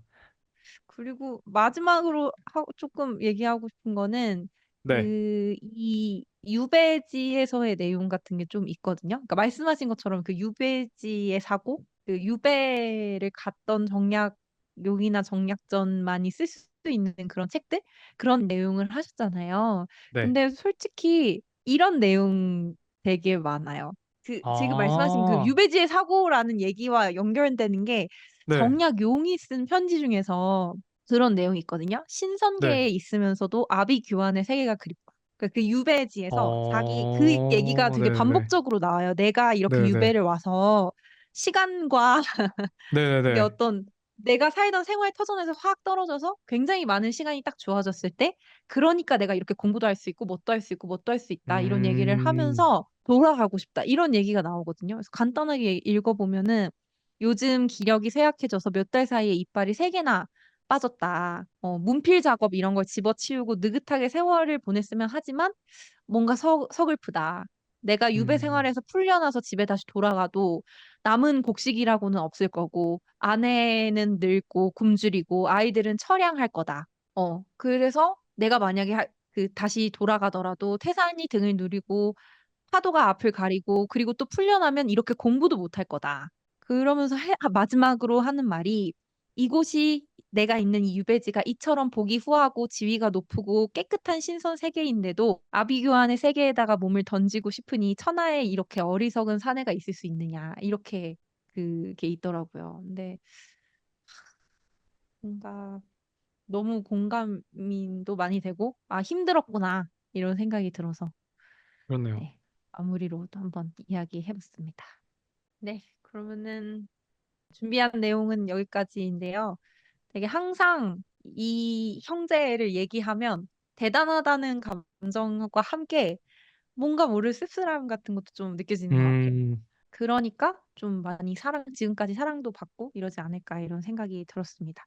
그래서 저희 이제 정약전과 자산호흡으로 했는데 마무리로 한 줄평 해봅시다. 뭔가 자산어보에 대한 한 줄 평하면 될까요? 네 자산호흡가 주제니까 먼저 가시죠. 저의 한 줄은 이겁니다. 처절했던 현실에서 나온 깔끔한 저작 이렇게 하겠습니다. 저는 음, 그 유배지에서 지적 활동을 했던 정약전을 치하하면서 이렇게 하겠습니다. 썩어도 아, 준치, 쫓겨나도 약전, 배운 게 도둑질, 배운 게 도둑질. 배운 게 글읽기, 글쓰기. 네, 썩어도 준치, 배운 게 도둑질, 음, 쫓겨나도 약전. 이렇게 하겠습니다. 알겠습니다. 그러면은 오늘 저희 얘기 예, 듣고 관심이 생기신다면 저는 뭐든 하나 보셔도 괜찮다. 김훈의 흑산도 좋고, 이준익 감독의 자산어보 영화도 그죠, 그죠. 괜찮고요. 아니면은 뭐 정말 '난 이 백과사전 한번 읽어보고 싶다.' 하면 되게 소소한 부분 재미있으니까 추천할 만한 그런 내용인 것 같습니다. 네. 전 그러면은 자선어보도 저희는 빌리셔서 읽어보셔도 재밌을 것 같아요. 맞아요. 맞아, 짧으니까. 길지 않습니다. 그리고 이제 이 스토리가 없다 보니까 그냥 내가 한 페이지 읽고 덮었다가 맞아요, 다음 맞아요, 맞아요. 페이지를 한 이틀 뒤에 읽어도 전혀 아무데나 문제가 펴서 봐도 돼요. 없어요. 아무데나 펴서 봐도 맞아요. 돼요. 오늘 맞아, 날짜를 뭐 맞아. 이렇게 페이지 곱해가지고 페이지 수 아무거나 해서 오늘의 운세처럼 봐도 돼요. 괜찮네요. 그 방법 그죠? 괜찮네요. 네. 그러니까 한 번은 읽어보셨으면 좋겠습니다. 네. 네. 그러면은 저희는 다음 시간에도 '남들은 이런 거 읽을까?' 하는 거 대신 읽고 '남들이 이런 거 누가 읽지?'라는 거 좀 '이런 거 누가 보지?' 이런 거 좀 저희가 읽고 한번 이렇게 이야기 나누는 시간 가져보도록 하겠습니다. 네. 심심할 때 들어 찐따들의 수다 심드렁. 찐수다. 다음 시간에 다음 만나요. 시간에 만나요. 안녕.